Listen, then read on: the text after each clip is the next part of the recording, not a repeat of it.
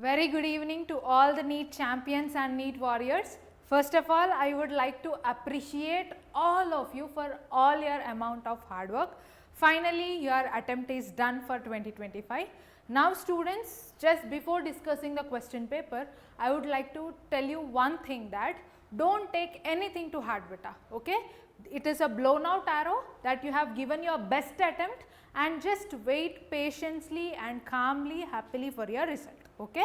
Success is defined based on many parameters, okay. Your attempt, if it is successful, it is well and fine.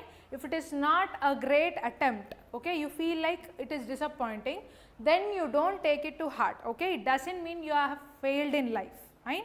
It does not mean you have failed in life. So, keep it in your mind that it is a blown out arrow. Don't take much stress and anxiety checking out the key for the question paper, okay. The tentative key, okay, we have given you a tentative key now. Let us wait for the final key that is released by NEET board, okay.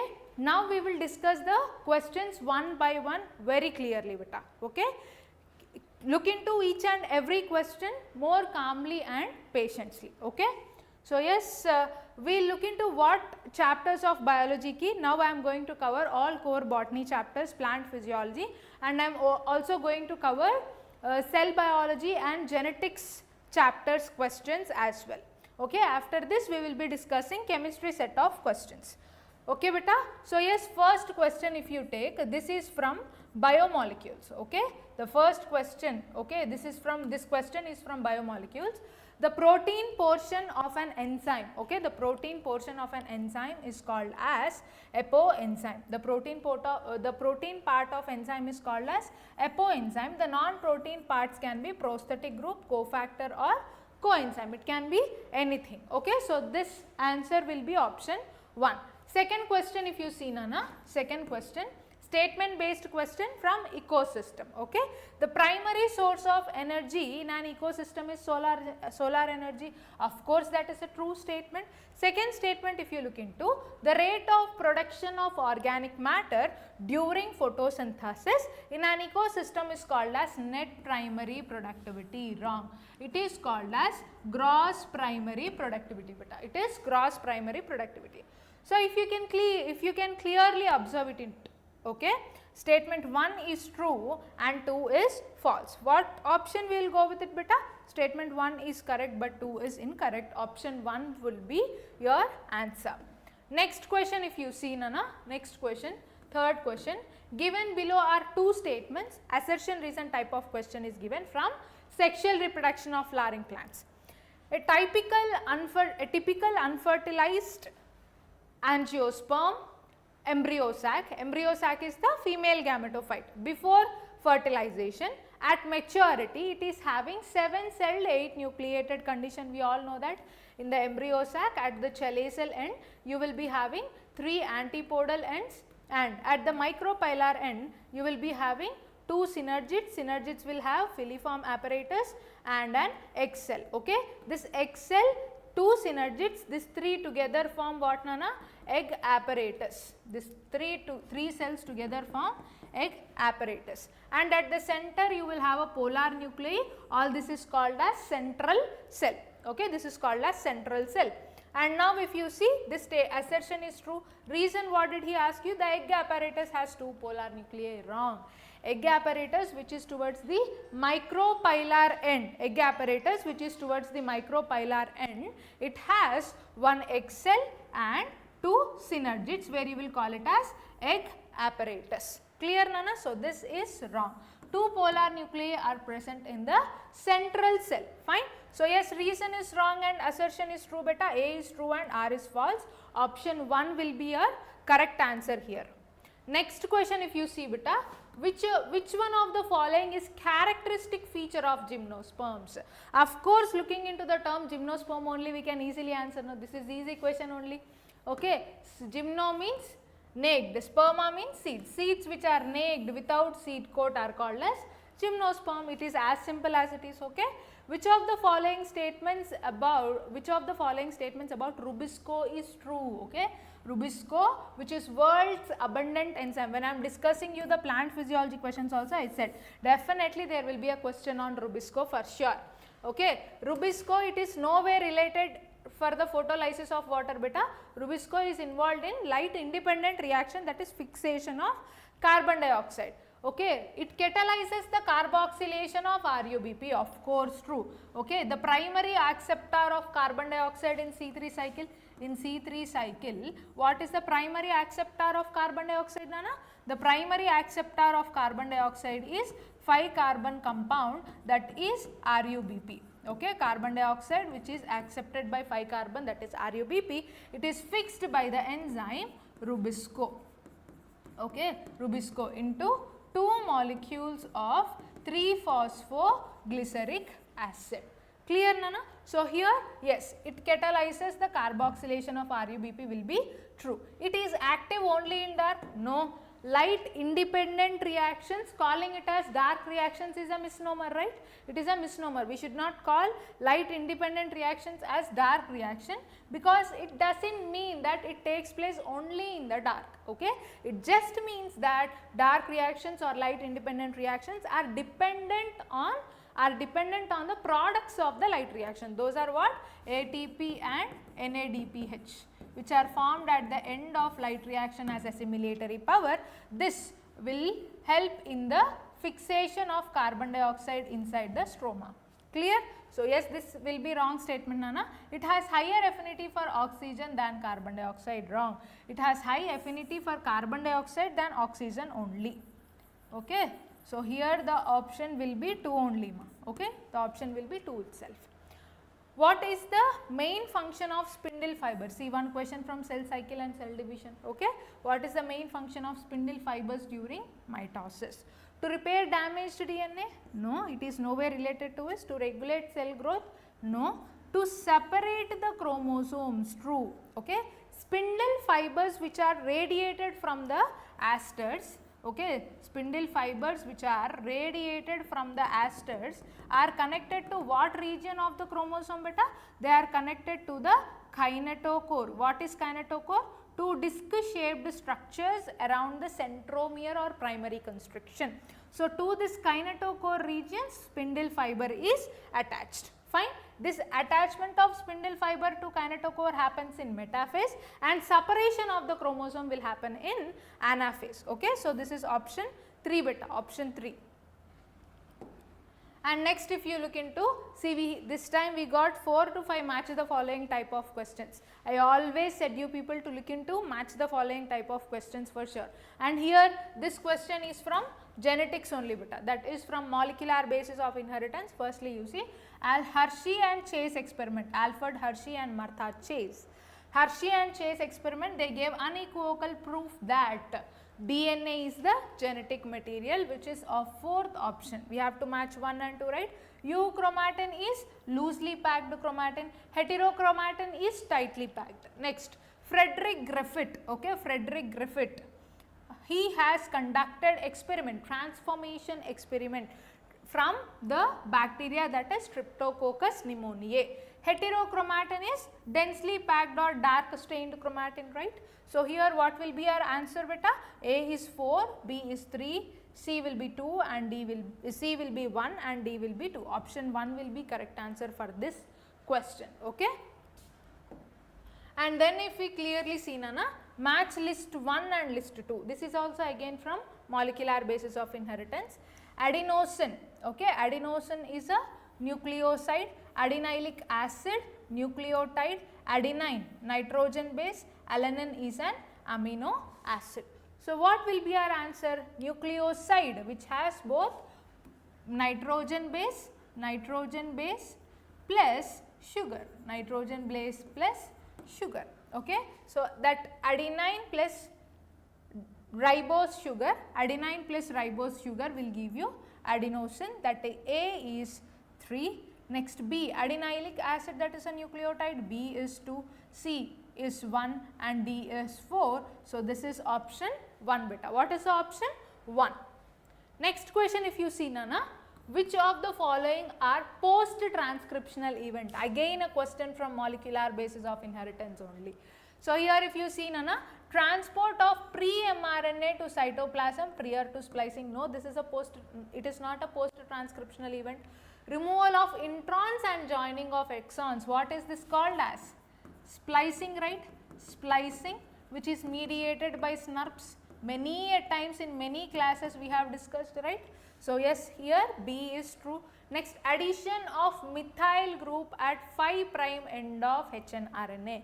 Methyl guanosine, that is 5' capping, right? 5' capping by methyl guanosine at 5' end. True, this is a post-transcriptional event. Addition of adenine residues at 3' end. Exactly. Polyadenylation, okay?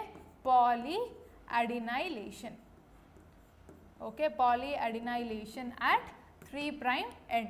Base pairing of complementary RNA, wrong. Okay. So, what are the 3 transcriptional events? Splicing, 5' methyl guanosine capping and 3' tailing, that is with adenine residues. Okay, that is 3' tailing. Okay. Here what options we have to choose, Nana? B, C, D, that is option 4. Okay. B, C, D, that is option 4. And next if we see, given below are 2 statements, one is labeled as assertion and the other is labeled as reason. Okay, assertion, reasoning. Again this is from sexual reproduction of flowering plants. See, from NCERT 12 you have got lot of questions, right? Both wind and water pollinated flowers. Okay, look into the question beta. Both wind and water pollinated flowers are not very colorful and they do not produce nectar. Yes, of course, they are not very colorful and they are not producing any nectar. True. Reason, the flowers produce enormous amount of pollen grains in the wind and water pollinated flowers. Of course, enormous amount of pollen grains are produced. But here if you clearly see, Nana, nowhere reason is explaining assertion. Okay, nowhere reason is explaining assertion. So here both A and R are true, but R is not a correct explanation for assertion. Reason is not a correct explanation for assertion. So if you see in this 2025 question paper, we cannot say it much easy, but it is up to moderate level. Okay, moderate and little difficulty level also is there with respect to few questions. Okay, nothing to get demotivated, beta. You have attempted well only, don't get disheartened at all. Okay, look into it as calm as possible.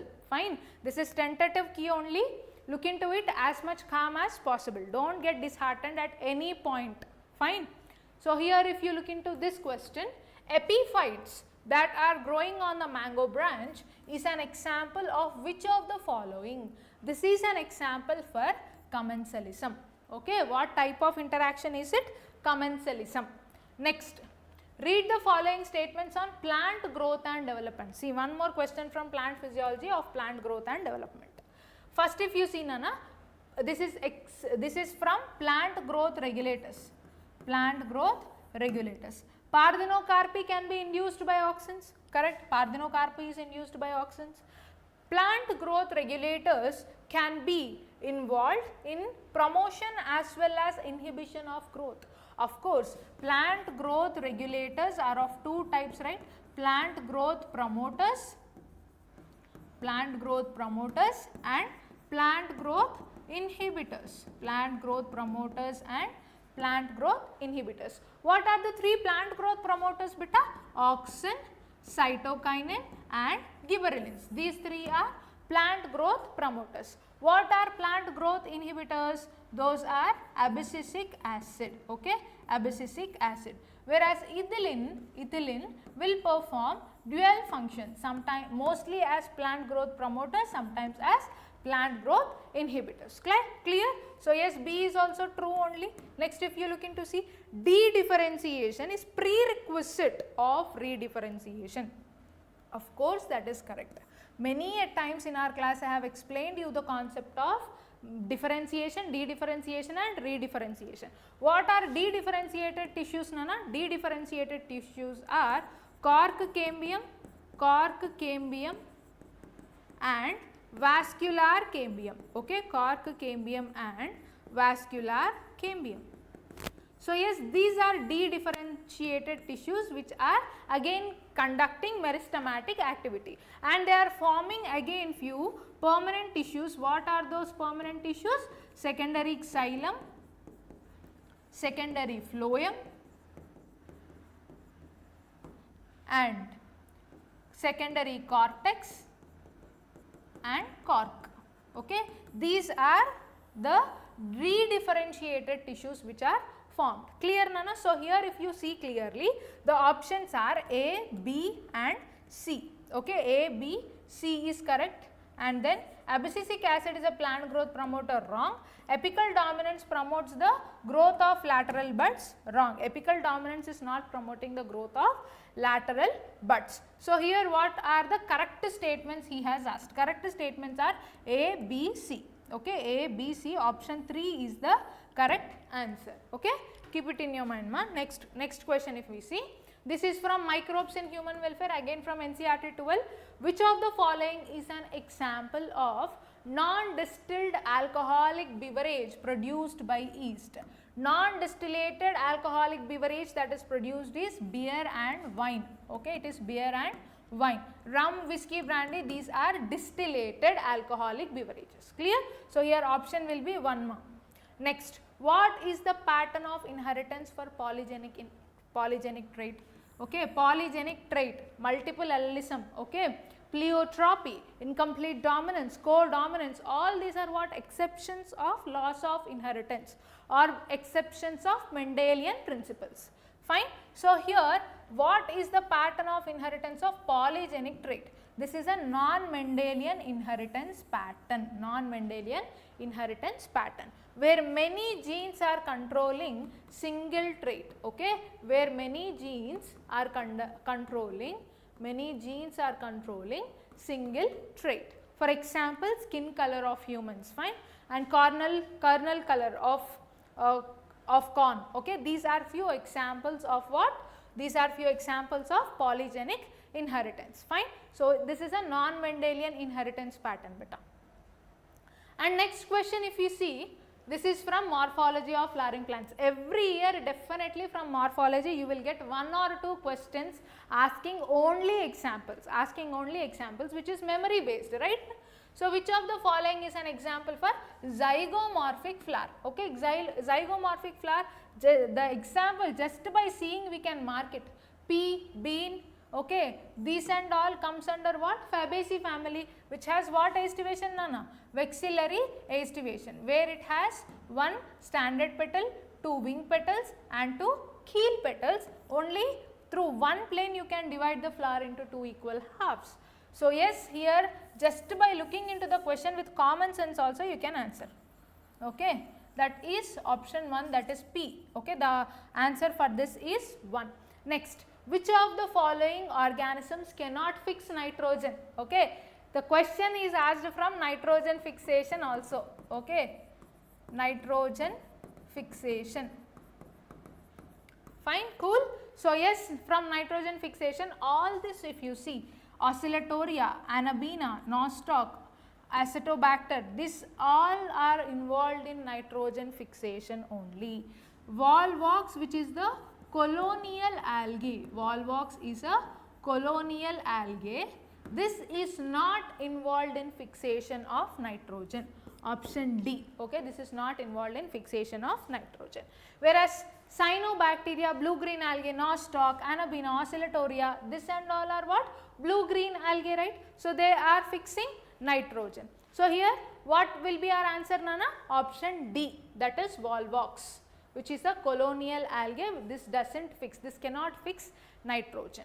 Next, so here what will be our answer? Option 4, D only. Option 4 will be our answer. Next, which one of the following is an example for ex situ conservation, where you are protecting the endangered species outside their habitat? Okay, and in successive years also if you can see, definitely there was a question from in situ conservation or ex situ conservation. So here ex situ conservation if you see, Nana, zoos and botanical gardens, zoos and zoo parks and botanical gardens. These are the best examples. Here they are given under ex situ conservation. Just by looking into it, we can mark it, right? Protected areas, national parks, wildlife sanctuaries, this comes under in situ conservation. Next question, if you see beta, given below are two statements. Again this is from mol bio only. From mol bio also the question is asked from what, Nana? RNA world. Okay, the question is from RNA world. Okay, just on this we have done one session. You can watch it in our playlist also. So in the RNA world, RNA is considered as first genetic material evolved to carry out essential life processes. Yes, true. RNA acts as genetic material and also as a catalyst for some important biochemical reactions in living system, being reactive and unstable. RNA is reactive because it has OH at the second carbon, which is reactive or which makes RNA unstable. Okay, so here statement 1 is true, Nana. Statement 2, DNA evolved from RNA is a more stable genetic material. Okay, DNA evolved from RNA is more stable genetic material. True.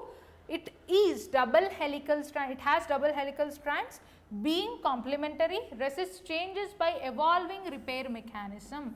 True. So here if you clearly look into both the statements, both statement 1 and statement 2 both are correct beta.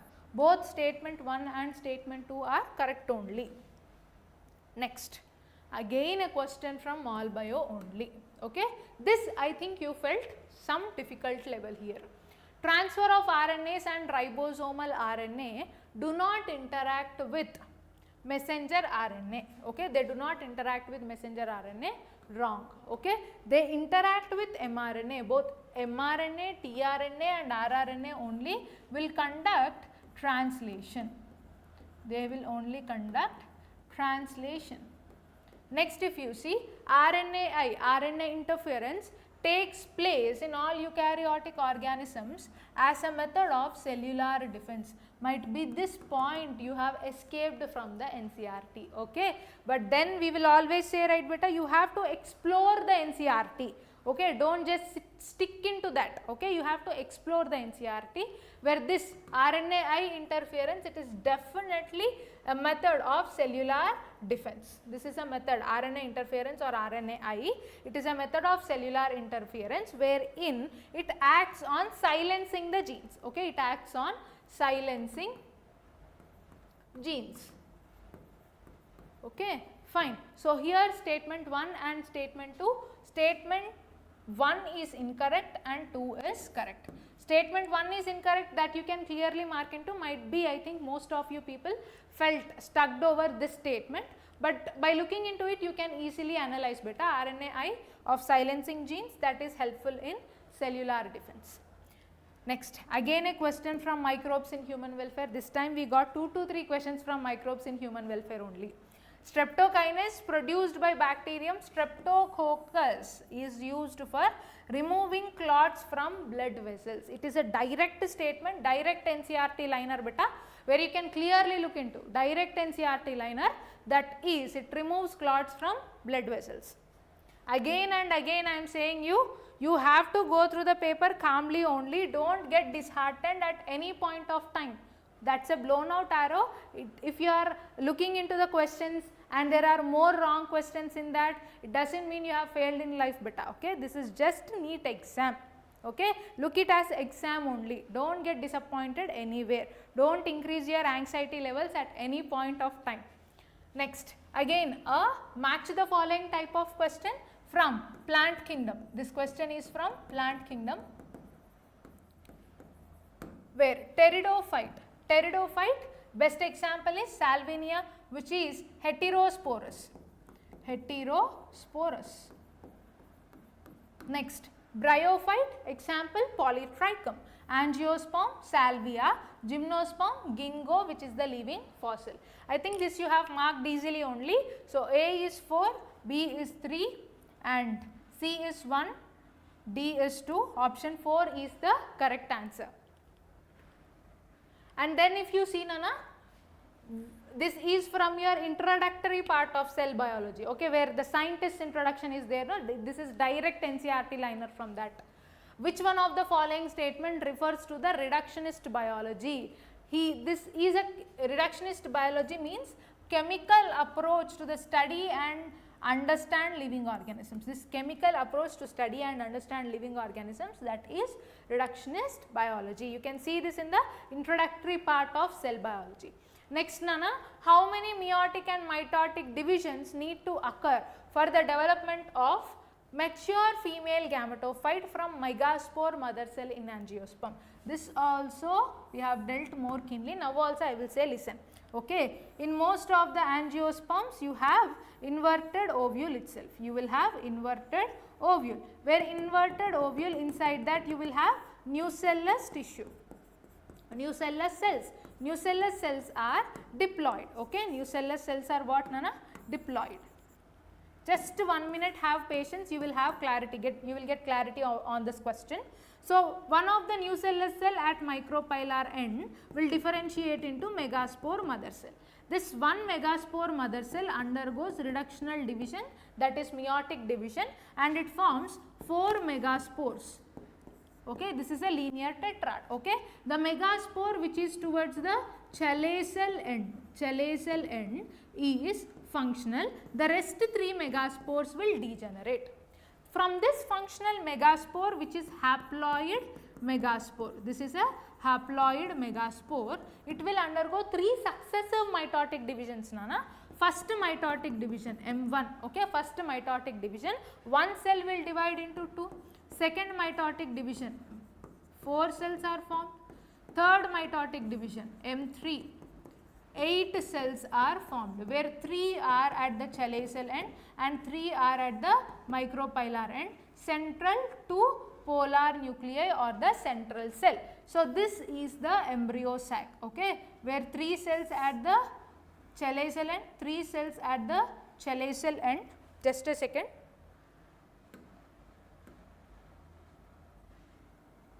And 3 cells at the chelacal end are antipodals, and 3 cells at the micropylar end form egg apparatus, 2 synergids and 1 egg cell, and 2 cells at the center polar nuclei.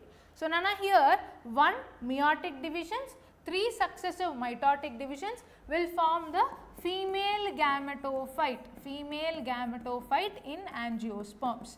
Female gametophyte in angiosperms, that is embryo sac. Okay, that is embryo sac. So, here it is 1 meiosis and 3 mitotic divisions, option 1. And next, if you see, Nana, again assertion reason question itself. Given below are 2 statements, assertion and reason. Cells of tapetum possess dense cytoplasm and have more than 1 nucleus. Yes, of course, we all know, Nana, and tapetum is having polyploid condition. It is having polyploid condition. Okay, assertion is true. Next, when it comes to reason, presence of more than 1 nucleus in tapetum increases the efficiency of nourishing the developing microspore mother cells. True. Okay. Yes, here reason is explaining assertion. Why tapetum is having more than 1 nucleus is explained by the reason. So, here what we have to choose? Assertion is true, reason is also true. Reason is the correct explanation for assertion. Okay. Here some mistake has happened, like it is not printed properly, but here what option you have to choose, Nana? Both A and R are true, and R is the correct explanation of A. Next question, if you see, beta. So, here ribosome subunits have given, we have to choose the correct statement. Both prokaryotes will have 70S, eukaryotes will have 80S. So, A is true only. Each ribosome has 2 subunits, true. 2 subunits, 80S ribosome has 60S and 40S, while 70S has 50S and 30S subunits, true, that is also true. The 2 subunits of 80S are 60S and 20S, wrong, this is wrong. Next, the 2 subunits of 80S are 60S and 30S, this is also wrong. Okay. So, what are the correct statements with respect to the non-membrane bound organelle, that is ribosome, non-membrane bound organelle, that is ribosome, which is present both in the prokaryote and eukaryote. So, here both A, B, C, all these 3 statements are correct only. Next, Which one of the following enzyme consists or contains heme group as prosthetic group? Heme group as prosthetic group is present in the enzyme catalase. It is present in what enzyme? Catalase. This question is from which chapter, Nana? Biomolecules. Okay. And next, given below are the stages in the life cycle of pteridophyte. Again a question from plant kingdom. I said you life cycle you have to learn for each and every class. Okay, each and every class, bryo, pterido, gymno, angio, all life cycles you have to know. We cannot skip the life cycles. Arrange the following stages in the correct sequence. Life cycle of pteridophytes, arrange the following in the correct sequence. So if we look into, first we have to go from the gametophyte beta. Formation of archegonia and antheridia in the gametophyte. This will be the first stage. Second, transfer of antherozoids to the archegonia. This will be the second step. And third, if you see, Nana, fertilization of antheridia and archegonia. Fourth is prothallus formation, and fifth is meiosis.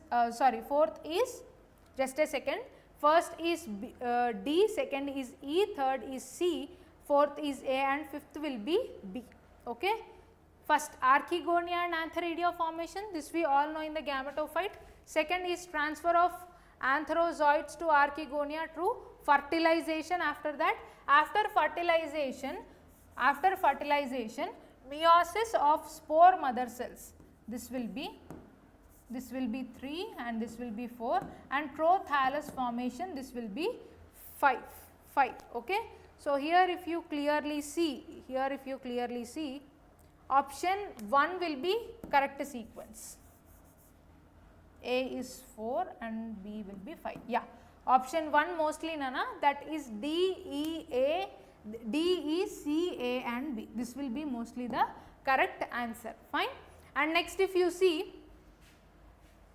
next question, this is again from microbes in human welfare only. Which of the following microbes is not involved in preparation of household products? If you see lactobacillus, that is preparation of curd. Okay. And next, Saccharomyces cerevisiae, preparation of duff. Okay, idli or dosa, duff, there yeast will be there, cakes, yeast will be there. Next, Propionibacterium shermani, cheese. Okay, cheese also we will be using daily as our household products only. Trichoderma polysporum, this we have discussed also. Trichoderma polysporum gives cyclosporin A. Next, Aspergillus niger is giving citric acid. So these are not household products. So here your answer will be A and C, right? Next, silencing of mRNA, again see the concept has given from silencing of mRNA again is possible via RNAi. 2 questions you have got this time from RNAi beta.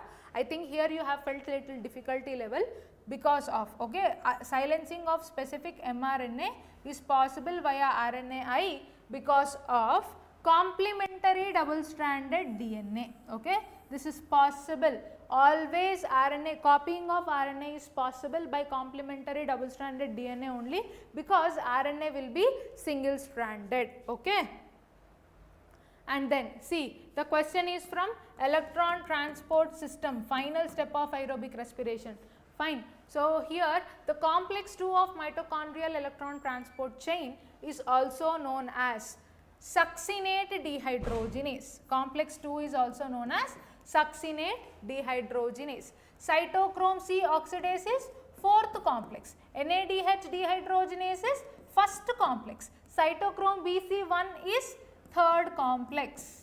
Fine. So we have dealt these complexes also many times more clearly. Okay. So here the complex 2 is what? Succinate dehydrogenase beta. So next, given below are 2 statements. This is again from the semi-technical description from my morphology of flowering plants. In floral formula, this stands for zygomorphic. Wrong. For zygomorphic, the floral formula gives this symbol. Fine. So statement 1 is wrong. Next, statement 2, if you see, in a floral formula, this stands for actinomorphic, okay, and the hyphen below G, that stands for superior ovary, that stands for superior ovary. So, here statement 1 is incorrect and 2 is correct, that is option 2 is the right answer. Next question, see here from pedigree analysis definitely there will be a question. See, we have got the question. Next, so here if we see Nana, with the help of given pedigree, find out the probability for the birth of a child having no disease, and being a carrier has the disease mutation in one allele. Okay, this is a carrier female, and this is a deceased male in F3 generation. By knowing few hints and tricks, just by looking into it, we can say Nana, there is a skip of generation, right? When there is a skip of generation in the pedigree analysis, definitely it is a recessive trait, and the disease is passing from the carrier female to the next organisms, next offsprings. It is transferred from the carrier females means definitely it will be X-linked recessive only. Let us apply and see. If it is X-linked recessive, let us apply and see. First generation, normal father crossed with deceased mother, okay, which is homozygous recessive. What offsprings you will get, Nana? Carrier females and one deceased male and deceased males. Fine. So, here the children are both females, those are carrier females, right? This is confirmed. In the next generation, if you see here, by the cross of this one deceased male and by the cross of this again carrier females we have got. When we are considering this, what do we get? Okay, what is the probability? What is the probability from F2 generation to F3? So, the carrier female crossed with deceased male, what do you get? One deceased female, next one deceased male, carrier female again, and normal male. So, birth of a child having no disease they asked, they did not specify the gender here, whether having no disease of females or no disease of males.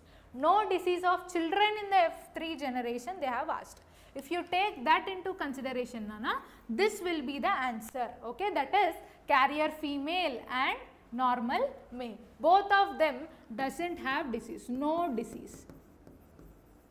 Both of them doesn't have disease, no disease. So, what will be the ratio out of total offsprings? The ratio is half, that is 1/2, okay, 1/2, that is option 4, fine. Next, Nana. This type of questions very interesting, right? Next, the question from monocot seed. In the year 2024, last year we have got directly monocot seed diagram, this time a question on that. In the seeds of cereals like maize, the outer covering of endosperm, means this, the outer covering of endosperm separates the embryo. Embryo here is what, Nana? Papery cotyledon, that is scutellum, by protein rich layer, that is aileron. Aileron layer is protein rich layer here. Next question, match the following type of question. Chlorophyll A is of yellow green color, chlorophyll A is of blue green color. Next, chlorophyll B is yellow or yellow to orange. Xanthophylls are yellow in color, carotenoids are yellow green color, okay. This is from absorption spectra, action spectra. We have got to know different pigments of light, right, from photosynthesis of flowering plants, photosynthesis of higher plants, okay. So, here the answer will be option 3, Nana. A is 3 blue green in color, B is 4, C is 2 and D will be 1, that is option 3. Next question if you look into, that is from molecular basis of inheritance again. Who proposed that the genetic code of amino acids should be made of 3 nucleotides, okay. Genetic code here it is given by George Gamow, okay, it is the scientist George Gamow. Next, histones are enriched of basic amino acids, what are they, Nana? Lysine and arginine. To this histone proteins negatively charged DNA is wrapped, right. This is for condensation of DNA. Next, a specialized membranous structure in a prokaryotic cell which helps in the cell wall formation, DNA replication, and respiration is. Okay. Mesosomes of prokaryotes are equivalent to mitochondria of eukaryotes, right? So here specialized membranous structure in the prokaryotes, okay, these extensions, vesicle like structures, membranous extensions of cell membrane towards the cytoplasm. In the prokaryotic cell helps in cell wall formation, DNA replication, respiration by releasing some respiratory enzymes. Those are what? Mesosomes. Do remember, mesosomes of a prokaryotic cell are equivalent to mitochondria of eukaryotic cell. Next question, Nana, which of the following enzymes are not essential for gene cloning? Okay, for gene cloning definitely we need, okay, not essential they have said, right? DNA polymerase and DNA recombinase. Okay, in gene cloning what are the enzymes which are not essential? Of course we need restriction enzymes we need, and DNA ligase also we need, DNA mutase we need, DNA recombinase and polymerase. These are not required for gene cloning. So option will be 1. Next, again from transcription, that is molecular basis of inheritance. This question if you see, RNA polymerase along with sigma factor, it will initiate the process of transcription during initiation. RNA polymerase along with Rho factor will help in the process of termination, that will initiate termination process in the transcription. Okay, so this is option 1, very simple. Next, identify the statement that is not correct. Antigen binding site, this is from you know immunity, will be discussed by zoology sir tomorrow beta. Next, list 1 and list 2, again this is from the seed itself. Scutellum is a cotyledon, papery cotyledon of monocotyledonous seed. Next, non-albuminous seed is groundnut which is non-albuminous, means it does not have endosperm. Next, epiblast is rudimentary cotyledon or underdeveloped cotyledon. Next, perisperm we all know very clearly, that is persistent nucellus. So here what is the option, Nana? A is 2, B is 3, C is 4 and D is 1. Option 3 will be correct answer beta. Next question if you see, find the statement that is not correct with regard to the structure of monocot stem. Monocot stem, hypodermis is made of sclerenchyma tissue. Okay, hypodermis of monocotyledonous stem is sclerenchymatous.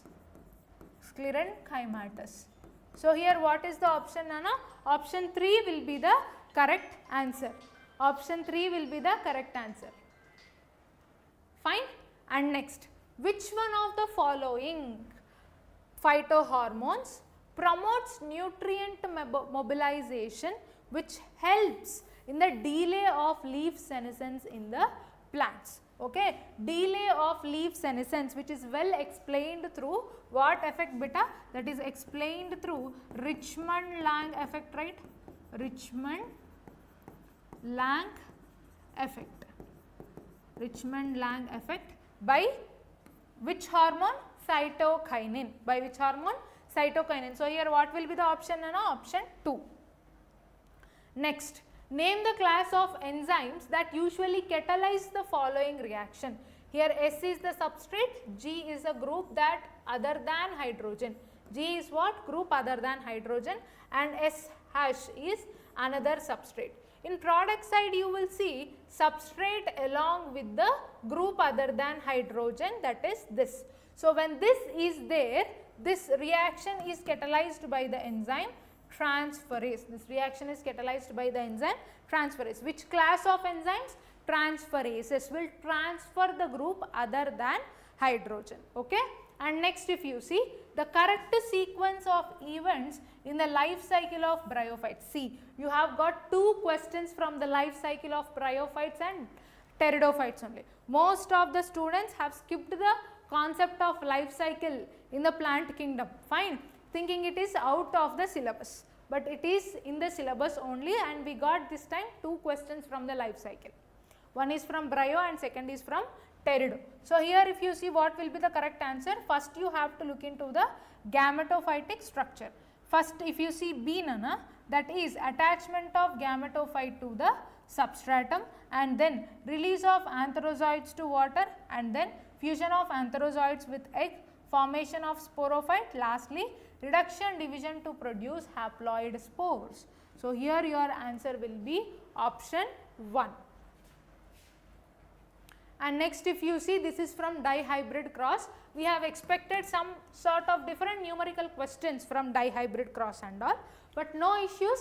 We have got a very simple question, easy question, that is genes round and yellow flower independent assortment if RRYY produce round yellow seeds and green wrinkled seeds produced, what will be the phenotypic ratio of F2 generation, phenotypic ratio in F2 generation. Of course, from the dihybrid cross we all know, right, that is 9:3:3:1. It is as simple as it is. We can answer it more easily, okay. And last two questions beta. Each of the following characteristics represent a kingdom proposed by Whittaker.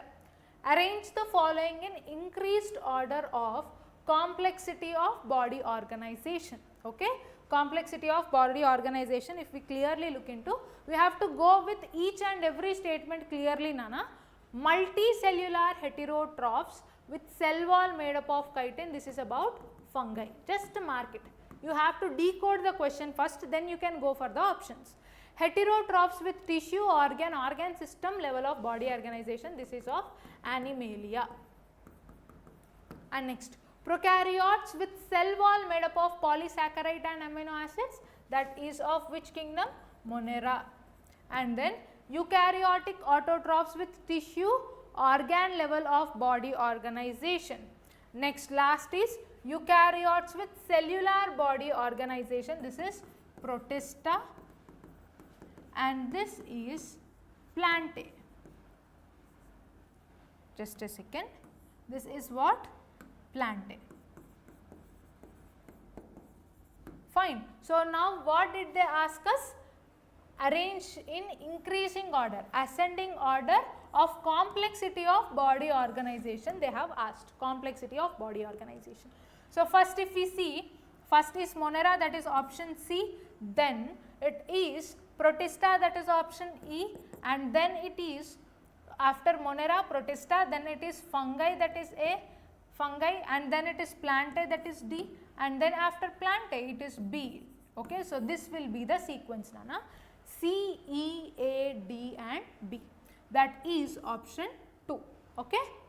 Last question if we see, last question will be ending in 5 minutes. If we see, this is the match the following type of question, again from Cell the Unit of Life. So, yes, centromere is helpful in what? Cell division. You will see centromere role in the cell division process, centromere which is the primary constriction. Next, cilia helps in cell movement, like ciliated protozoans are the best example, like protozoans like paramecium which has binucleate. Next, cristae which is the inner mitochondrial membrane in the double membrane bound organelle, that is mitochondria. Cell membrane has phospholipid bilayer structure. So, here if you clearly look into the sequence of the options beta, the right answer will be A2, B3, C1 and D4. Option 2 will be the correct answer. Option 2 will be the correct answer. So, here with this we have completed the complete questionnaire discussion of biology, okay, except a few core zoology topics and biotechnology. As such, few concepts we have completed entire other chapters. So, after this I would like to say you one thing, don't get excited looking into any keys, okay, don't get excited or don't get into anxiety issues or get disheartened, okay, if you will get more negative questions or if your score is getting less looking into the tentative keys and all, don't get disheartened at all beta, it is a blown out arrow, we can't do anything now, fine, the exam is finished, it is a blown out arrow, sit calmly and patiently and look into what you can do more in the future. NEET exam is just an exam beta, NEET exam will not define your life at all. Okay, this is an exam, this will not define your life totally. So don't get so much disheartened, don't take it to your heart so much. Fine. So this is what I would like to say. Now we'll call upon chemistry sir. Sir will be here within 2 minutes. Sir will be discussing you the chemistry paper. Welcome sir. Yeah. So good evening students. So let's discuss the chemistry part. I hope exam went very well. So now just give me few minutes. I will be coming up with the chemistry paper.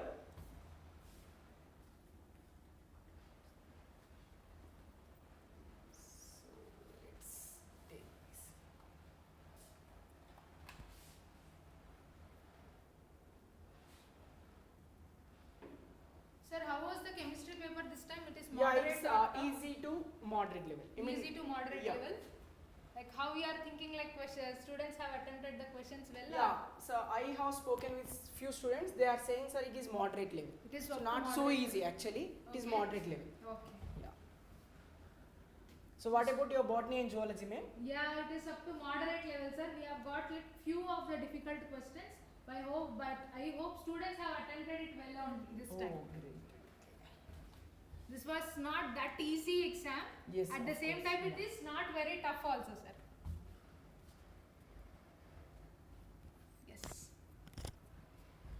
So let us have a very nice discussion on the chemistry questions so guys, in a detailed way. So I think you have given your best from your side. So we are hoping for the best from you also, and we'll expect good results about your exams. Okay. So don't take too much stress about your results and all. So just enjoy this free time for few days, and you can come back with your next plans, future plans. Okay. So let's start our chemistry discussion. So I hope you have seen these questions in the exam already. So just look into these question once. So I just wanted to confirm everything is clear or not. Yeah, I hope everything is going well. Now look here. Identify the suitable reagent for the following conversion. So how can we convert this ester to aldehyde? See, I have made a short video on this in my shorts. You can watch a YouTube short also. There I have made. So how can we convert this ester to aldehyde? So in that case, I told you, so we cannot use sodium borohydride and lithium aluminium hydride. So why we cannot use for conversion of esters to aldehyde? Because sodium borohydride is very less reactive, therefore it cannot reduces ester. And when it comes to lithium aluminium hydride, so this is a strong reducing agent that directly converts esters to alcohols, but not to the aldehydes. I hope the two things are clear. Therefore we cannot use and 1 and 3. The more suitable answer for this particular question will be option number 4. Why? Because here we have one hydride, here H minus, so that will be utilized for conversion of esters to aldehyde. So what is the most suitable answer for this particular question?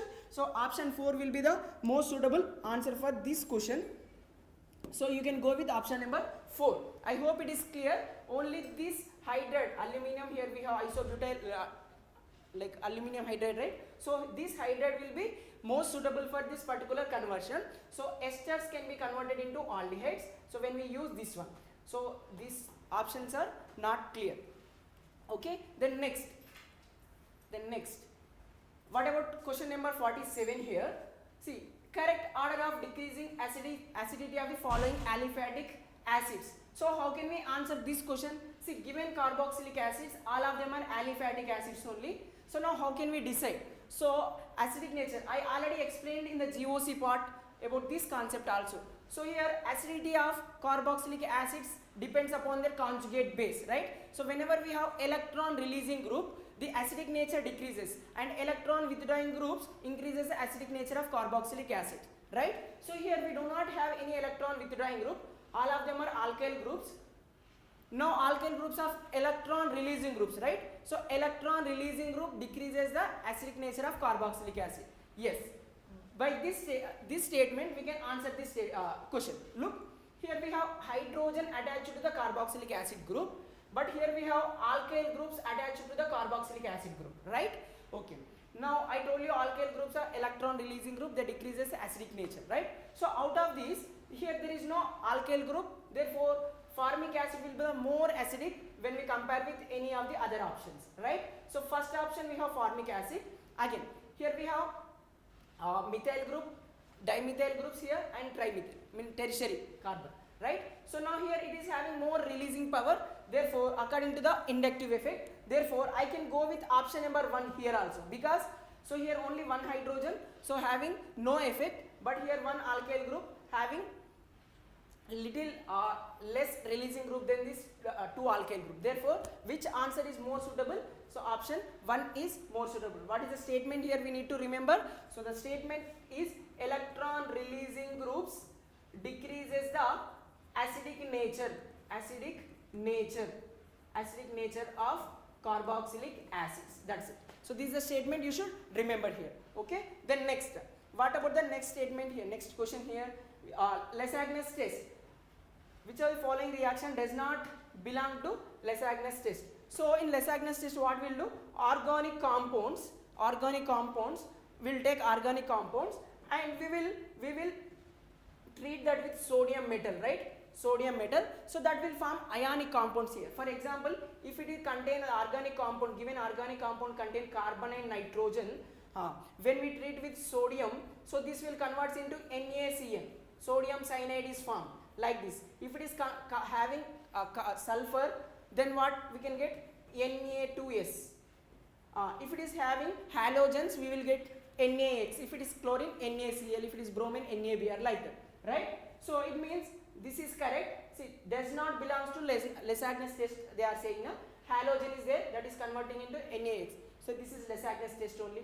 Here carbon nitrogen is there, cyanide is forming, sodium cyanide. That is also correct. I mean, they are Lensagne's test. So this is Lensagne's test. This is also Lensagne's test, and this is also Lensagne's test. So 1, 3, 4 are Lensagne's test, but they are not. They are asking about not belongs to. It means option 3. So here we will not use copper oxide for this conversion. So this is not the belongs to the Lensagne's test. So we should go with the option number 2.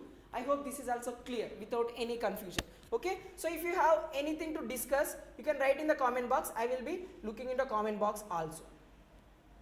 Chat box, you can write in the chat box, so that I will be looking for the answers in the chat box. Okay. Then next. So what about a 49th question here? 49th I haven't brought. Okay, fine, no issues. 49th I will check once again what is the question. 50th here. So how can we answer this question? Like just look here. A hypothetical diatomic molecule with bond order 0 is quite stable. Okay, they are saying it is hypothetical. As bond order increases, bond length increases. No, bond order is inversely proportional to bond length. Bond order is inversely proportional to bond length. Let me check the video. Yeah. So bond order is inversely proportional to bond length. So if two bonds are, for example, between two atoms, between atom A and A, we have only one bond. So we can say bond order is 1. So here I am saying between A and A, 2 bonds are there. So bond order is 2. Okay. Now, as number of bonds are increases between the atoms, they will come close to each other, right? Therefore, its bond strength and bond strength increases, and when they are coming closer, the length will be decreases, right? So bond order inversely proportional to bond length. So I can say second statement is incorrect, first statement is correct. So they are saying hypothetical molecule with bond order 0 is quite stable. Okay. So we can go with both statement are false. Okay, or we can go with statement 2 is false. Yeah. So as of now, you just go with first option. So let us see about 49th question also. Give me some time, I will bring that question. And what about this 51 question? See, in 51 question there are ambiguity in the answers. So there are 2 options we can go with. So but as of now I will be choosing only one option, option number 4. So but those who are having this 3 and 4, let's wait for the final key, because there are chances of going for 3 and 4 both. So let us read the question. Out of the following complex compound, which are following will be having the minimum conductance? See, minimum conductance, maximum conductance, how can we say this? See, whenever we are keeping a particular substance in the aqueous medium, so it will be giving the ions, right? See, so whenever we keep this particular substance, this complex in the aqueous medium, so it will be releasing how many ions?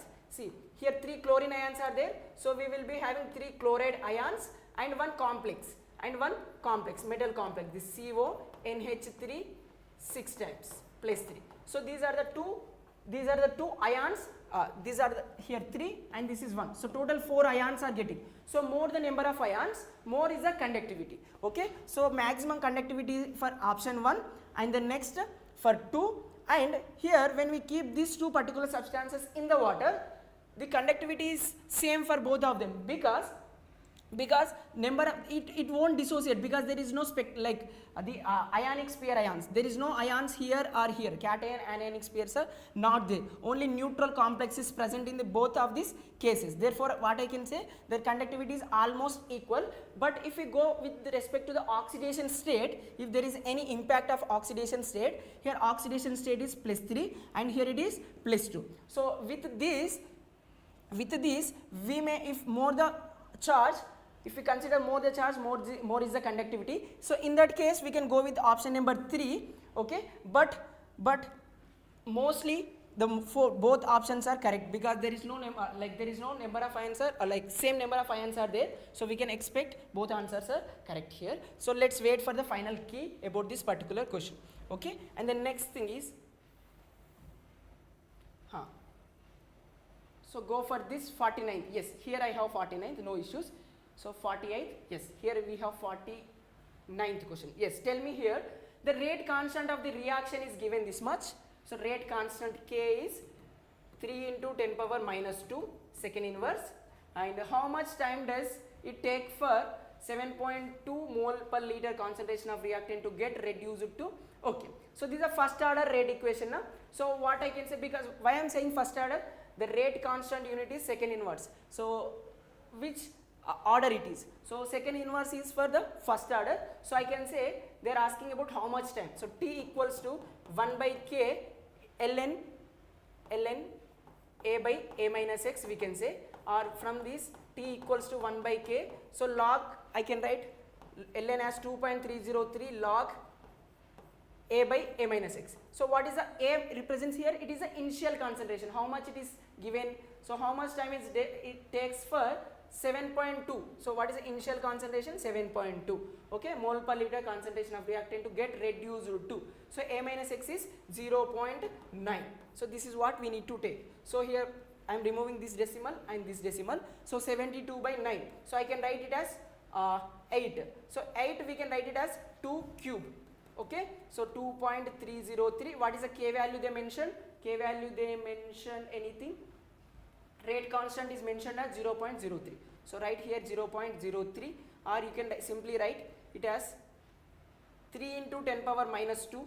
Okay, into, so 8 we can write 2 cube is nothing but 8 only now. So 8 I am writing as 2 cube. So log of in the bracket 2 power 3 is there. So I can write 3 log 2. 3 log 2. So this can be 3 log 2 means what is the form, what is the value of log 2? They only mentioned log 2 is 0.301. So I am taking here T equals to 2.303 by 3 into 10 power minus 2 into 3 into 0.3. Okay. So now look here, this 3 I am removing. Okay. And the next look here. So 10 power minus 2 we can write in the numerator as 100. 10 power 2. So 10 power 2 means I am writing it as 2.3 into 0.3 into 100. So what I can write? 23 into 3, right? So 23 into 3 means 9, 6. So 69. So I have went with the nearest values because to avoid lengthy problems. So 69.3, we have one option now. So option number 3 is correct for this particular question. I hope it is clear now. So there is no confusion. So just write, if there is any confusion, write in the comment box. I will be looking into the comment box also. Okay. Then next thing here we have is,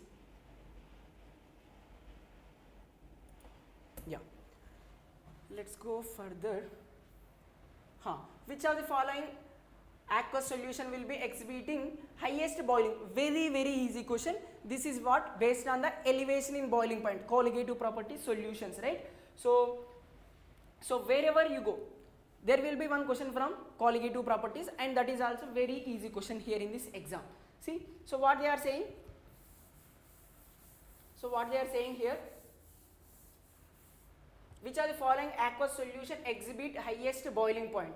So what is the formula? We have delta TB directly proportional to I kbm, right? So we know elevation in boiling point, T solution, boiling point of solution directly proportional to I. So higher the number of ions, greater is its boiling point of that particular solution. So where we have more number of ion, see Na2SO4 is strong electrolyte, it will be undergoing complete dissociation and giving us ions. How many ions it is giving? Na2CO3. So Na2SO4. Okay, Na2SO4 sodium sulfate it is. So it is giving 2 sodium ions, 2 Na plus and 1 SO4 minus 2 ion. So total ions are 3. So I value is 3. So just calculate I value. Higher the I value, greater is its conductance and boiling point. Everything. Greater it is boiling point. Okay, boiling point of that particular solution. So this is non-electrolyte. Therefore, number of particles will be same. It means 1 only for this particular molecule. It won't dissociate. Urea is also non-electrolyte. So its I value equals to 1 because it won't ionizes in the solution form, aqueous medium. So here KNO3 is also a strong electrolyte, gives K plus and NO3 nitrate ion minus, right? So I value is how much? I value is 2. Okay. So where do we have more number of ions? More number of ions are in the first option. So more is its boiling point. I hope answer is clear, right? So you can also expect in the future exams by arranging them based on their boiling point order. So how can we arrange them? Now I value is 3 here, so write it as a more boiling point, then here 2, so it will be having more. I mean you need to multiply these things. I you have to multiply, Kb is a value given from solvent only now. So Kb value depends upon only on the solvent. Aqueous medium means for all of these particular all of these solutions Kb value will be same. So now you have to take delta Tb proportional to I into M. I means like Van Hoff factor giving from their solutions. I mean depends upon which type of electrolyte, nature of electrolyte. Strong electrolyte, I value directly calculate number of ions and put here. And M means whatever the values they are giving mentioned here, multiply with that, so you will get the answer. Okay. So based on that you can arrange them based on the increasing or decreasing order of their boiling point. I hope this concept is also clear. Now what is the answer for this? First option is the answer. So it is purely on the value of I. Okay, I multiplied with these values. The value is more for first option only. Okay, right. Next, very easy question again. See, I have made very clear with clear explanation of nucleophilic substitution reactions, and this question is also based on that particular topic. Very easy topic. See, what they are saying, assertion.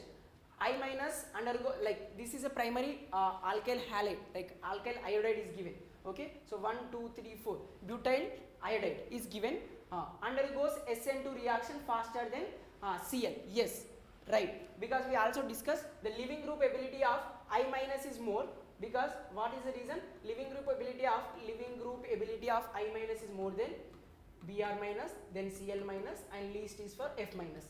Therefore, SN2 reaction will be more in this iodide case, alkyl iodide, when we compare with the alkyl chloride. Even if it is SN1 also same. Okay, SN2, SN1 both leaving group ability is same. Like this is the order for both of the reaction. So statement 1 is correct only. I mean assertion is correct only, and reason iodine is better leaving group because of its large size. This is also correct. So both assertion, reason both are correct. So both A and R are correct, and R is the correct explanation of A. That is true. So you can go with option number 3. Okay. So I just want to confirm once again everything is clear. Okay. Yes, guys, if you are really like the content, just click on the like button first. Okay, so that it will boost us to do more videos on this kind of patterns. Okay. So you can also interact with us by writing something in the comment box, whatever you feel about your exam today. So you can write in the comment box, we'll discuss on that. Okay, already we are done with the exam, so let's have some happy moments. Okay, whatever may be the results, let's have some happy faces. Okay.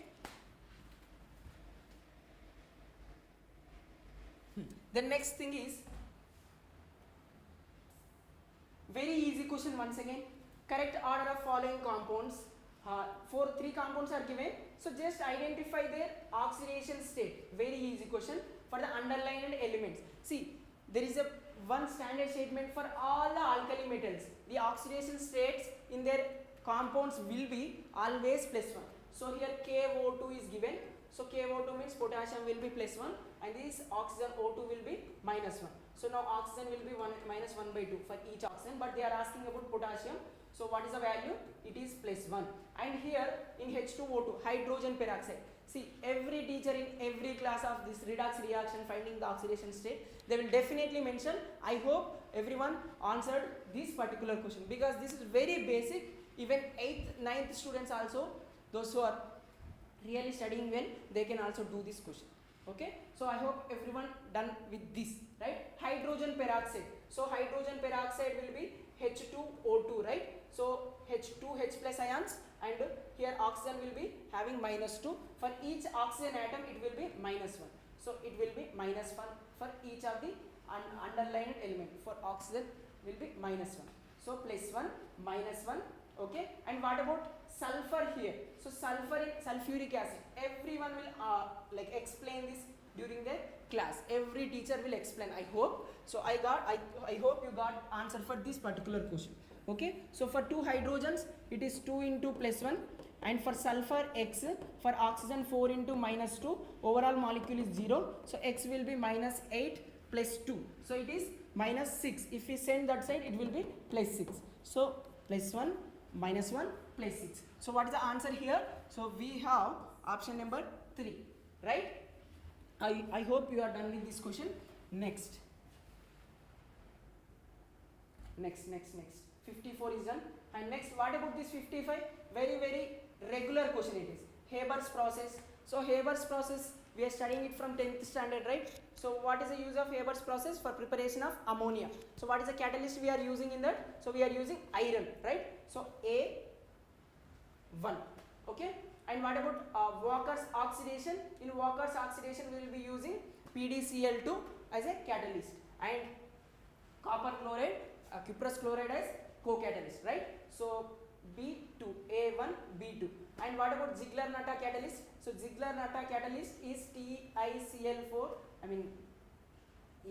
So Wilkinson catalyst what? RH, rhodium catalyst it is. RH, PPH3 triphenylphosphine and chlorine. So this will be, so A1, B2, C3, D4. A1, B2, C3, D4. So you can go with option number 1. 55, option number 1. Okay. Now one more thing guys. One more thing I just want to highlight here. If you are really finding any errors in the question paper, or if you are feeling anything confused or anything wrong in the discussion of this YouTube content, okay, it's not only from our channel, from anywhere. If you found any difficulties or anything wrong, if you are feeling that this question might be not this particular answer, if you are feeling some other answer, you can write in the comment box. I will be looking into it, whether it is physics, chemistry or botany, zoology. We will be again re-verify with the proper answer about that particular question. So you just write in the comment box if you are really feeling that something is going wrong with the answer of any question. We will be there to confirm the answer for those questions also. Okay, so write in the comment box. Next. So try to answer this question once again, and I just want to check one more thing here. So let me fix this mic to my neck, therefore it will be easy to communicate. Give me 2 minutes.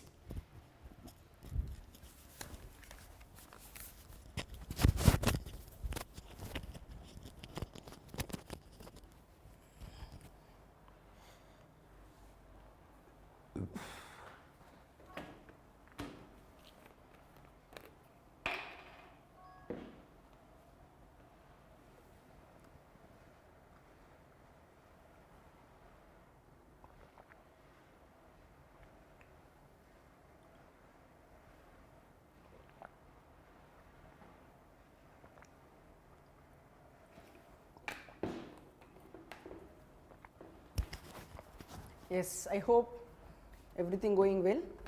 So just check, let me check whether voice is clear. Hello. Next. So what about 56 here? 56.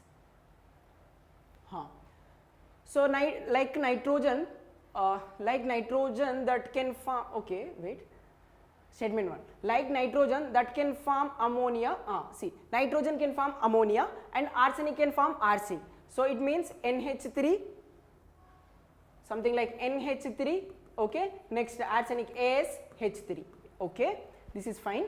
Antimony Sb cannot form pentoxide Sb2O5, like nitrogen can form N2O5, right?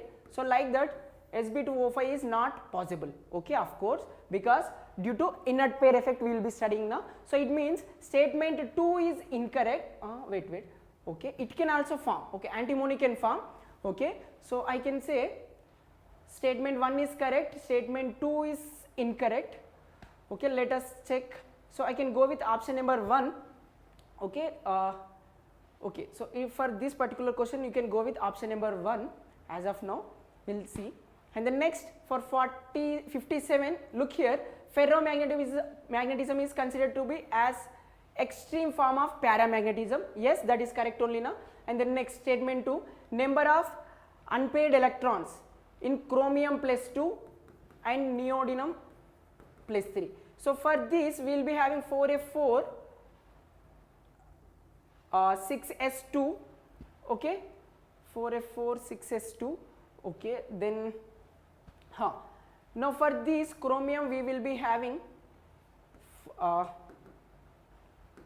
3d5 4s1, so +2 means 3d4 we have for chromium, 2 electrons we should remove. So for neodymium this is a electronic configuration, +3 means we will be getting 2 electrons from here, 1 electron from here, so we will be getting 4f3, okay. So number of electrons are not equal, so I can say the number of unpaired electrons in chromium and neodymium is the same, they are saying, they are not same now. So I mean I can say first option is correct only and second option is false, okay. So yeah, so statement 1 is true, statement 2 is false, okay. Then next let's move forward. 58, see this is very regular question here.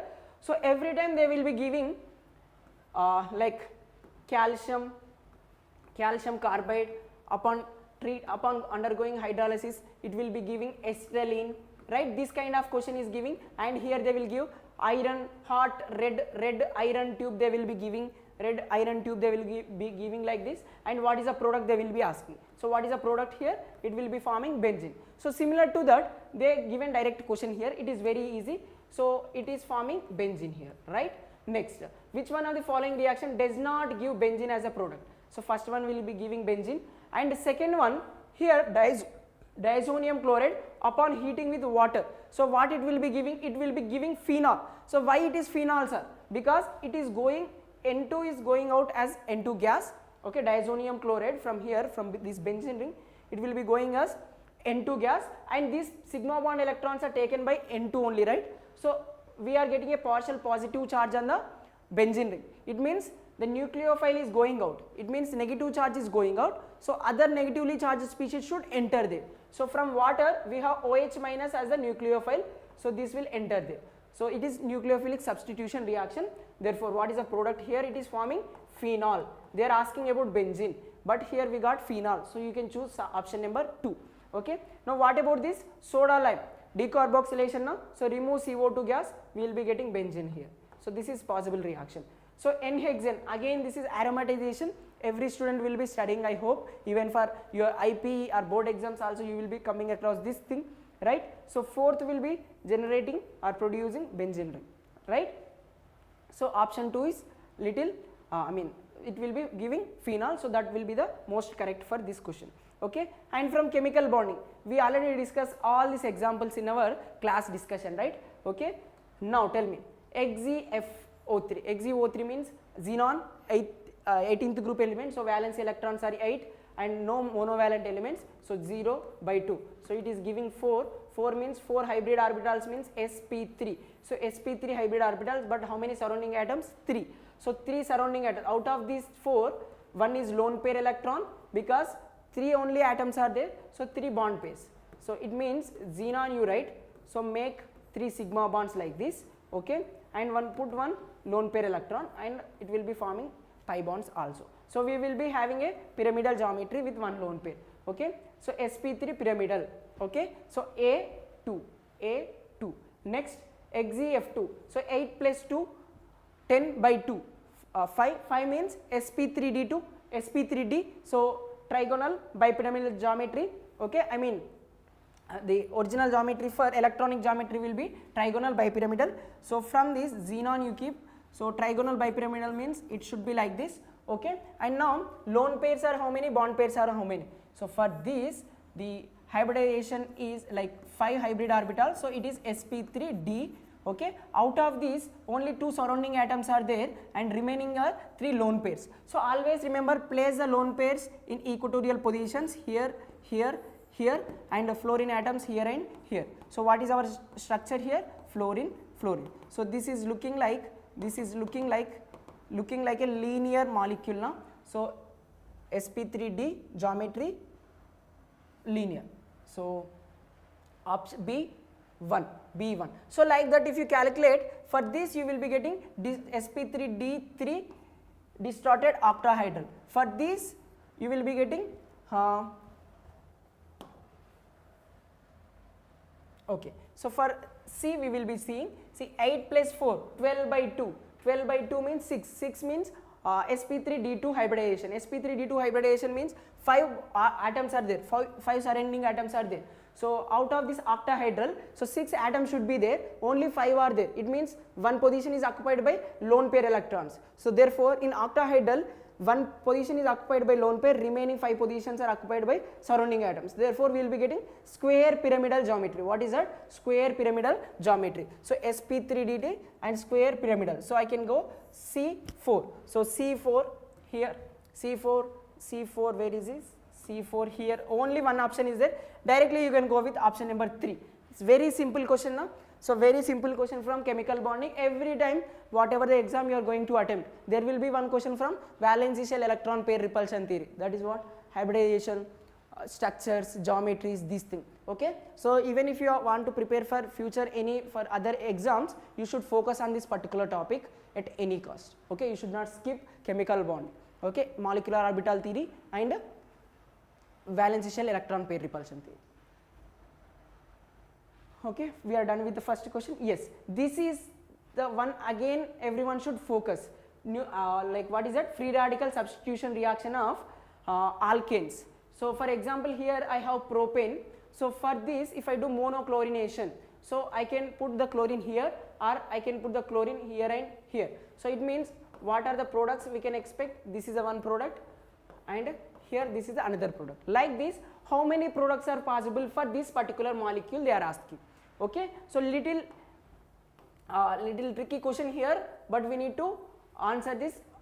If you are already aware of this stereochemistry part, so you can easily answer this kind of questions, and you know these are the questions which are rank deciding, okay, because some students will get confused for calculating the number of stereoisomers in this question, because they are saying include the stereoisomers.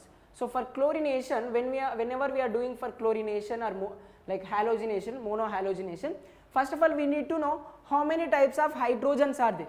See, by replacing this one hydrogen, so what is the product we can expect? 1, 2, 3, 4. So I am writing 1, 2, 3, 4 carbons,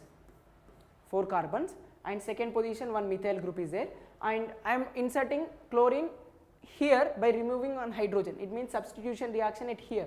So therefore we will be getting a chlorine here, okay. So this is one type of product, let us say A product, okay. And now I can replace one hydrogen from here and we can put chlorine there. So then we will be getting a chlorine here, okay. So now this is, let us say, B type of product. Now see, they are saying include the stereoisomers. Now after replacing hydrogen with chlorine, we got this product, and this product is having stereo center here. So what do we mean by stereo center? So this carbon which is highlighting here is chiral carbon. It means 4 different groups are attached. This is one group, second group and third group, and one more is hydrogen here. 4 groups are different groups. Now So whenever 4 groups are attached on a tetrahedral geometry, I mean sp3 hybridized carbon, so I can place this chlorine above the plane, hydrogen below the plane, or in the reverse manner.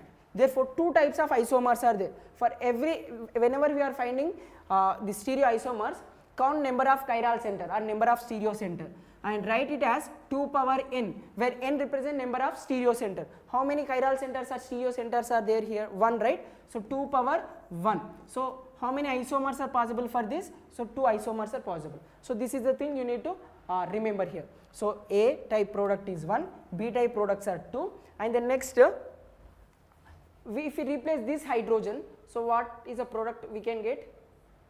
So here chlorine, right? And there is no chiral center here, so let us say only one product is formed, C1.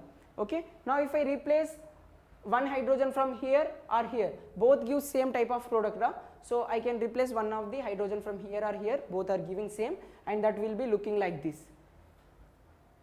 Okay. See, chlorine. Okay. Now look, after generating this product, look at this center. So this is a chiral center again, because to this carbon, this is one methyl group and this is chloromethyl, okay, and this is ethyl and one hydrogen, 4 different groups, so chiral center.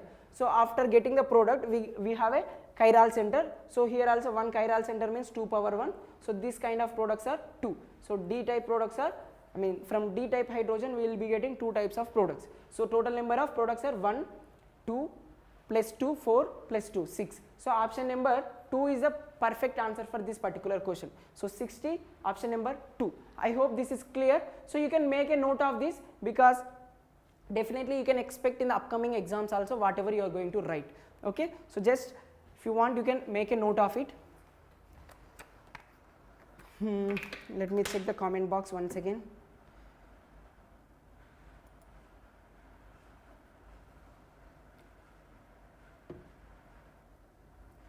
Hi sir, good evening. Naveen.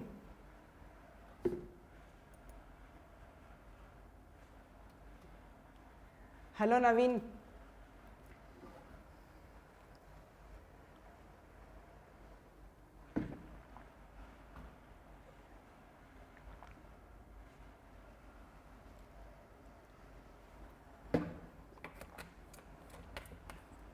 Yes, let's move further.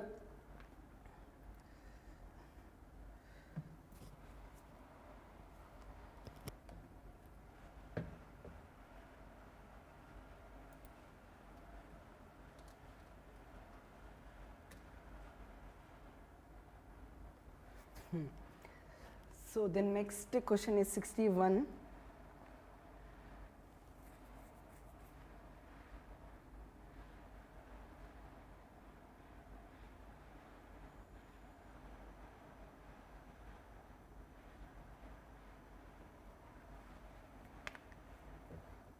Okay.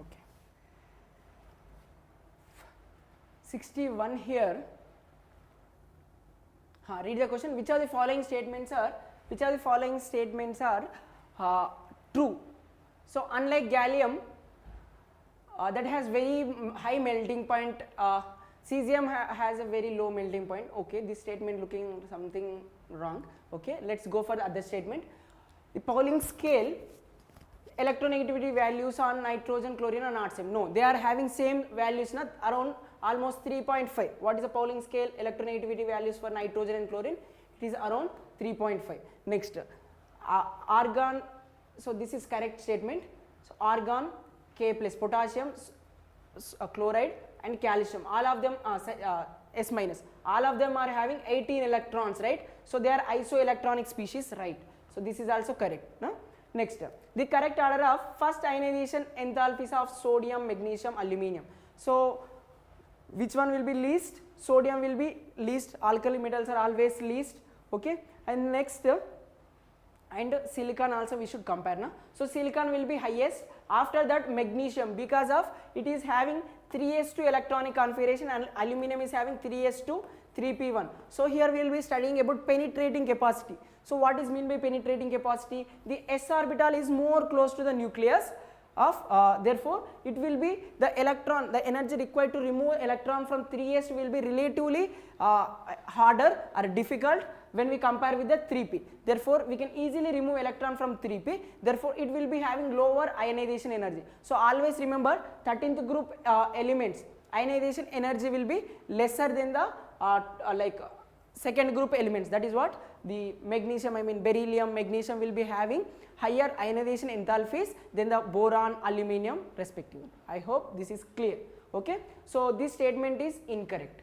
Okay, what is the correct order? Silicon, magnesium, next aluminum, and least is sodium. This should be the correct order of ionization enthalpies, but they are given in the wrong way. Okay, ionic radius of cesium is greater than lithium and rubidium. This is very easy question, easy statement. So lithium, sodium, write the elements of first group elements, lithium, sodium, potassium, rubidium, cesium. So we know down the group size increases now. So which element is having greater size? Cesium will be having larger size than the rubidium and minimum for lithium. So this statement is correct only, atomic radius of cesium is greater. So I can say B is correct,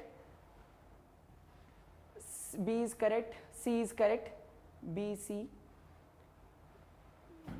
is correct, okay, and E is also correct. So where do we have that kind of answer? Not same. See, they are saying not same now. B is not correct because see, I told you both of them have 3.5, but they are saying not same. If they are saying same, that will be the answer, but chlorine and nitrogen are having the values equals to 3.5. It means they are having same values, but they are saying not same. So I can remove this option. So I can say C is correct, E is correct. Where do we have option? Option 4 is correct. I hope it is clear without any confusion. So makes yourself clear with the statements all the time. See, they are saying not same, but they are same. Chlorine and nitrogen are same. So you can go with option number 4. Okay. Next, 62 from thermodynamics. So how can we answer for this particular question? See, Ba+2 formation, heat of formation of these things are given. Standard heat of formation of sulfate ion is given, and they are asking for Ba+2. Okay, standard heat of crystallization of Ba, this one is given. Okay, now let us take sulfate ion, barium+2 ion, and forming BaSO4, right? So this is a product. So for this process, during this process, crystallization process, so how much energy is released? Released is minus 4.5 kilocalorie per mole. Okay, this is the energy released. Okay, now delta H reaction, enthalpy of this reaction is how much? Minus 4.5 kilojoules. So heat of formation, see, barium sulfate is forming, these are deforming now. See, whatever the things which are present at the product side, those are forming. So we are getting barium sulfate as a product. So you can write delta H products minus, delta H products minus, delta H formation of products minus, delta H formation of reactants. So what are the products? Barium sulfate. What is its value? It is minus 216. Okay, and next negative of minus of H formation of R. What are the reactants? Barium. So we can consider it as X value, let us say X value. Okay, and the next for sulfate ion is minus 216. Okay, so by taking this, no, not for barium sulfate, okay, for sulfate is 216, for formation of BaSO4 it is minus 349. Okay, these are values you can take. So what is the delta H reaction they mentioned? It is 4.5, here they mentioned. So 4.5, yes. So by simplifying this, you will be getting X value around minus 128.5. So this is the answer for this particular question. So you can go with option number 3. Okay, so things are going well. Okay, then next. Okay, this is also simple question. You need to know what are the things are forming and how to make this particular equation delta H equation reaction can be what? Products minus reactants. How much energy is released or how much energy is observed, you can take here. So this much amount of energy is released during the reaction, so take that value here. Product formed, how much enthalpy for the formation of BaSO4 mentioned here, take here. Okay, so for barium they are asking, so for that you can take it as X, and for formation for next sulfate ion they mentioned minus 216, take it here, you will get this X value by simplifying this. So you will be having option 3 as the answer. Okay, next. Again simple question, one more. Okay, look here, smoke, humid, alloys. Okay, okay. Next, alloys, how they will form? They will be homogeneous mixture of two or more metals, right? So I can say solid in solid, so B1, solid in solid alloys means. Next, amalgams, see, we are saying mercury containing compounds, like for example zinc amalgam we will be saying, it means zinc plus mercury, right? So zinc will be in metallic form and mercury is in the liquid form at room temperature, right? So for this I can say liquid in solid, so amalgams liquid in solid, liquid in solid. So C4, A2, C4, A2, A2, C4. So only option 4 is there. So in this format, so we can go with option number 4. Simple now. A2, C4, B1 they are saying. Okay, sorry. B1, yeah, B1 here only we have. So you can go with B1. Hope it is very clear. B1, alloys means solid in solid, so B1, and C is liquid in solid, so you can go with C4. And smoke, smoke means what? Solid in gas, solid particles in gas. Okay, so D3, so we have D3.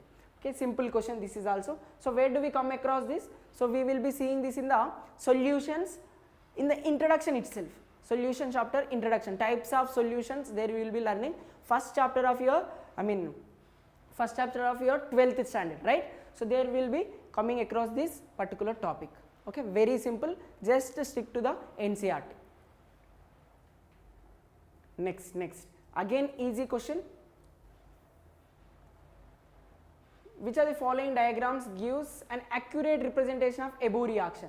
See, very simple, reactants are given, product is given, during this process this much amount of energy is released. So always remember, whenever we are drawing a energy profile diagram, see, this is, let us say this is a energy profile diagram, this is a reaction coordinate. Okay, so now if I am saying this is the energy of reactant, okay, energy is released. Okay, energy is released means, let us say initially this much amount of energy is there, energy is released means now the final product will be definitely having lower energy than the reactant. So I can say this will be the energy state, let us say, for the product. Okay, because I already told you, if energy is released, therefore final product will be always having energy lesser than the reactant. So this is how it should look. Now how much amount of energy is released? Minus 74.5. It means this is the energy difference now. This is the energy difference, energy gap. So that much amount of energy is released. So that is how much? Minus 74.8. So this is not the profile diagram, because profile diagram is okay, but this energy is the difference between the energy of product minus reactant. So this is the energy, but they are saying this as the activation energy, which is, this is the energy they are saying, that is not correct. Okay, so this is for endothermic process. See, reactant should have higher energy than the product as per the data, but they are giving in the reverse manner. See, we have like this only option C, where it is mentioned as, where is it is mentioned that this is the energy gap now. So how much? Minus 74.8. So this is how you need to understand the graphs. I hope it is clear why option 3 is correct for this question. Okay, you can go with option number 3. Okay, easy question. If you have already did at least 1 or 2 questions on this topic, you can easily answer about this energy profile diagrams. Okay, now just click on a like button first. I was still looking at the like buttons, the number of likes are not going too much high. Okay, just click on it. Okay, Next.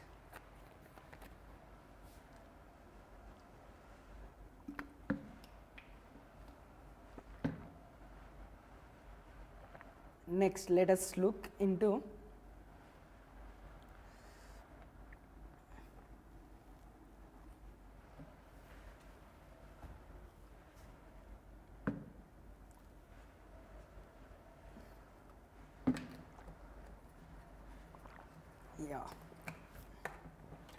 So next 65, sugar X, there is a sugar X found in honey, okay, so natural sugar, okay, so is a ketose sugar, okay, B is a ketose sugar, and the next it exists in alpha beta anomeric forms, okay, the next it is levodotated. So they are giving the characteristics of this sugar X and they are asking us to find what is the X from this particular 4 options, okay.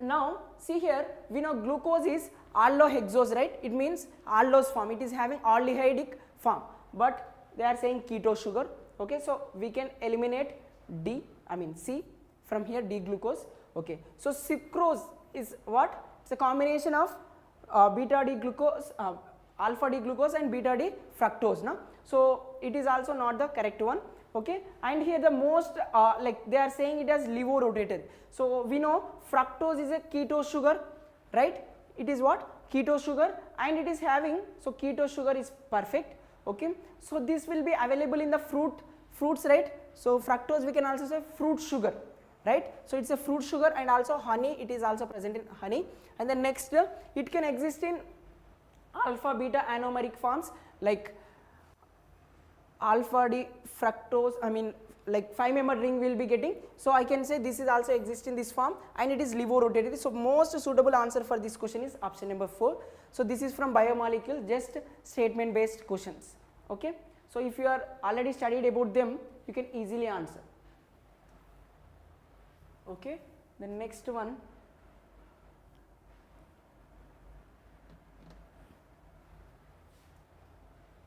total number of possible isomers, both structural as well as stereo of cyclic ethers, okay. So they mentioned both structural as well as stereo. So how can we do this? So structural and stereo, first of all find what is the degree of unsaturation for the given molecular formula. C4H8, it means compare it with the respective alkane. So what is the respective alkane? Cn H2n plus 2. If we compare with this by putting 4 over here, so C4 to the 8 plus 2, so C4H10. So how many hydrogens are lesser than this when we compare with the formula? So 2 hydrogens are less. So whenever we have 2 hydrogens are less, so we can say 1 degree of unsaturation. So what is the degree of unsaturation for this molecular formula? It is 1, okay. You can go with like this. First of all find the degree of unsaturation. So if it is having 1 degree of unsaturation, you can write in the cyclic form or you can write in the open chain form, okay. In both forms, with putting one pi bond, okay. Now they are saying they required only cyclic forms. So 1 degree of unsaturation here we are utilizing for making the cycle, okay. So what is the formula? 4 carbons na. So 4 carbons means I can make a formula like this. This is the largest cycle which is possible with this particular formula. Look, 4 carbons, 1 oxygen, and each carbon 2 hydrogens. Therefore this is a formula we can get. Tetrahydrofuran we should call. What is the name of this formula? Tetrahydrofuran. So this is one. So there is no stereo centers, no need to talk about stereo isomers, okay. Then next let us go with 4-membered chain, okay. So for that I am making a 4-membered ring here like this, and I am inserting oxygen at one corner. Therefore this will be a ether now, okay. Now we are remaining with one methyl group. So let us insert over here. So now this is a chiral center, right, okay. So this is a chiral carbon, okay. So it means for each chiral center, what I told you, 2 power n number of isomers are possible whenever we have chiral centers. So write stereo centers. So 2 power 1, so 1 is the chiral center, 1, so 2 isomers are obtained here, and here it is 1, like this. So if you write all the possible structures, by looking at their structures and isomers, I mean stereoisomers, the total number of isomers possible for this will be 10. Okay, so you just calculate. See, this is the one isomers possible, and the next one if I want to write, so how can I make the next one? I can make, see, the 4-membered ring. Okay, and with this only I can write in this manner like this. Okay, again look here whether is this stereoisomers are possible or not in this. Look here, this is a carbon now, so one side methyl group, okay, one group, this side methylene, this side also methylene, same groups are there, again it is connected to the oxygen, this side also connected to the oxygen, so both groups are same, so this is not the stereo center, that is not the stereo center, number of isomers are 1, so 1 plus 2, 3 plus 1, 4, so these are the number of isomers possible with the 4-membered ring. And now let us go with compress the ring size, decrease the ring size, maximum number of carbons in the ring, again decrease by 1, again now decrease by 2. So by decreasing by 2, because they are asking cyclic ethers only, should not be alcohol. Okay, and how can I make 3-membered ring? Okay, so this is a 3-membered ring I can write, and here I am writing OCH3. So now tell me, is this a chiral carbon is present anywhere here? No, right? Because this side same, so this isomer is 1, right? This is also clear. Okay, and write one more possibility. Is there any other possibilities? Look, I can write like this, and now I can place 1, 2 carbons are there. So on these carbons, total 4 carbons should be there. 4, 5, 4 carbons are there now. So now this is a chiral center. Okay, so 1 again, so chiral center 2 power 1 chiral center, so 2 power 1, so 2 isomers are possible here. Okay, then next, so I can write 1 methyl here and 1 methyl here. So this, see, this is one group, this is other group, and this is another group. Okay, like that 4 different groups are there. Okay, so 4 different groups are there here. How many isomers are over? 4, 5, 6, 7, and from this we can expect 3 isomers. Why 3 isomers? Because it is having plane of symmetry. It means a meso compound will be formed in this. So I can say here what are the possible structures here. For example, here conformation is R, here also chiral center is there, so these 2 are there. So I can say both of them are can have RR like this, or RS, right, and SS like this. If we calculate, so we will be getting total 3. So total number of isomers are how many now? So total number of isomers are, okay, 1, 3, 4, 5, 6, 7, 8, 9. Okay, is there any other possibility? Let's check once.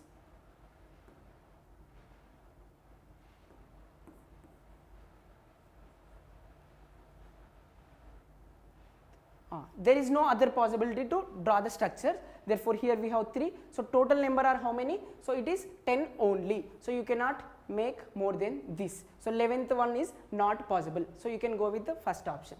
Okay, next, what about this question? 67, how can we write?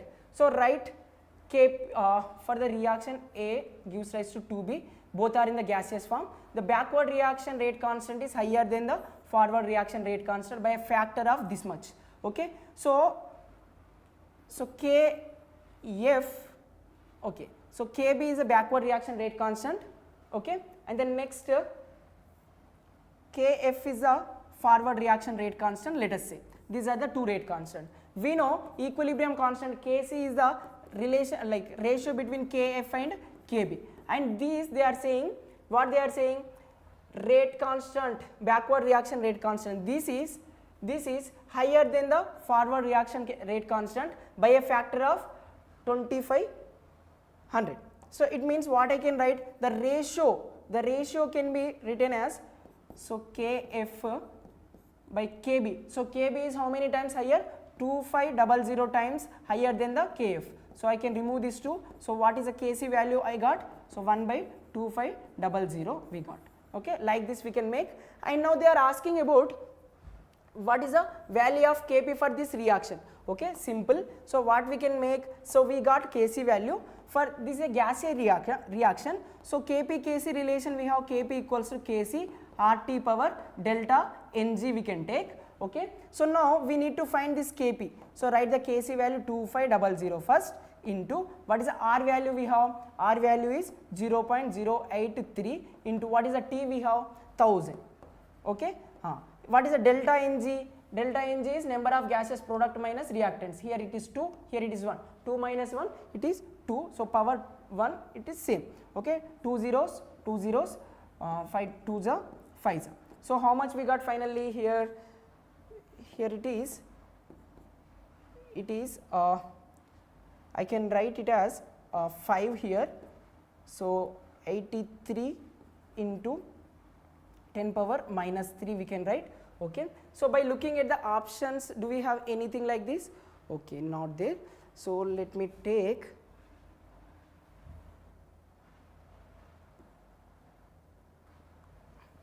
so let's simplify this. We will get some any of the option. Let us check once.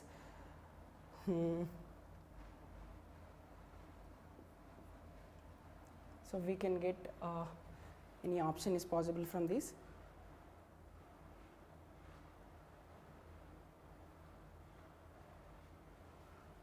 So let's check once again.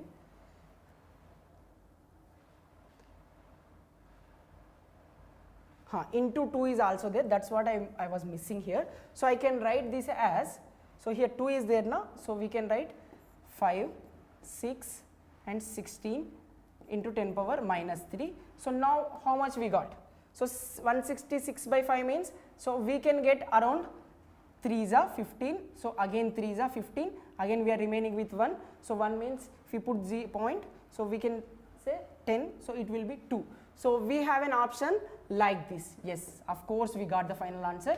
So with this I can say option number 1 is correct, right? So I hope you got how can we solve using Kp-Kc relation. Okay, so every time when you are going with the numericals, so try to take in the proper manner so that we will get the final answer. Look at the what are the values mentioned. So do not skip even one single value. See here, I have looking at this 2, therefore I got the final answer as this much. Okay, I hope it is clear without any confusion. Okay, again we have a question from Bohr's model here. I mean not Bohr's model, exactly structure of atom we got. Okay, again this is from Bohr's model only. So how can we find wavelength? Ratio of wavelength. What is the formula? Rydberg's equation we have now. What is the Rydberg equation? 1 by lambda equals to RH Z square 1 by N1 square minus 1 by N2 square. This is the formula we have, right? Okay. Next, the ratio of wavelength of light absorbed by hydrogen atom when it is undergoes transition from 2 to 3. Okay, so from 2 to 3 and 4 to 6 for hydrogen atom. So Z value is 1, so RH value will be, let us say in RH only. So since they are asking about ratio, let us say lambda 1.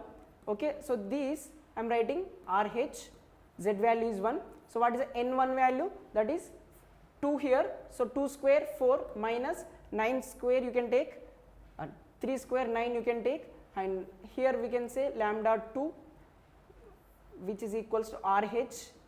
Again here 1 by, what is the N1 value here?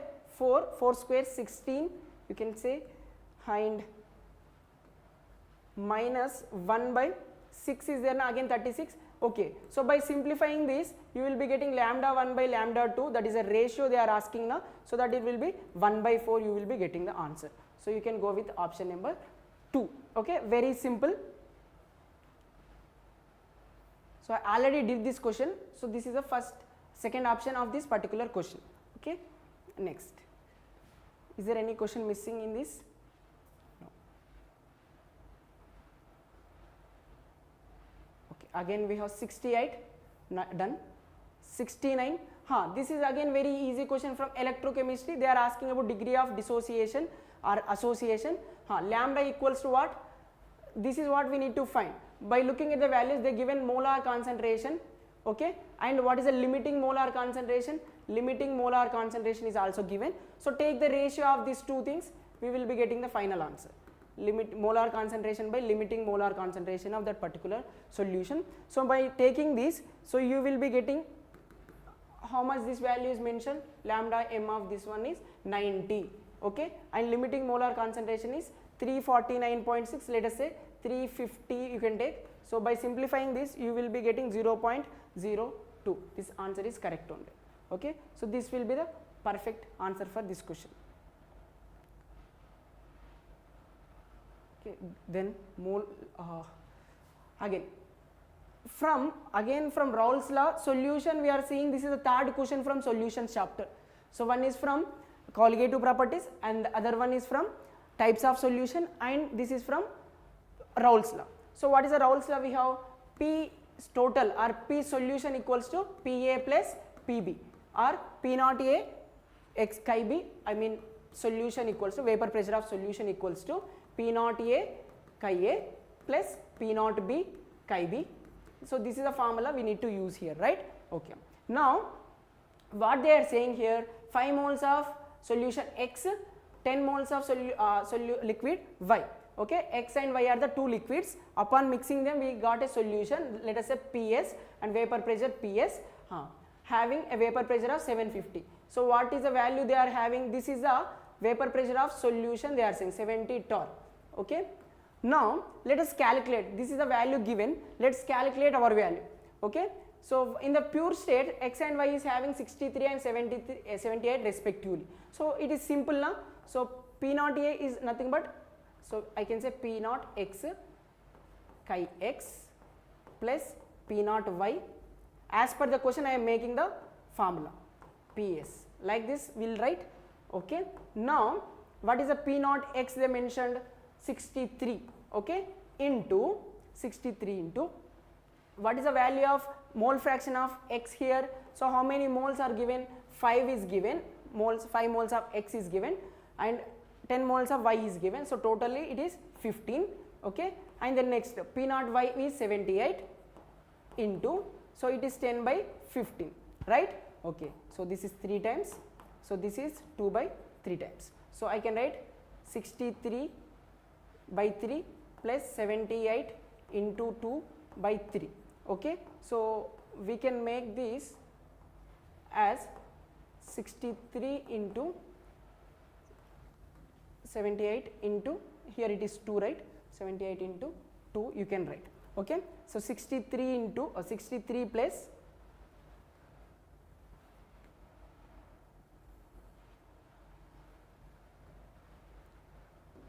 2, here it is 2. So 63 plus, in the denominator 3 are there. So I can write 6 1 156. Okay. So from this so let us do this. So from this, so how much we are getting? 9,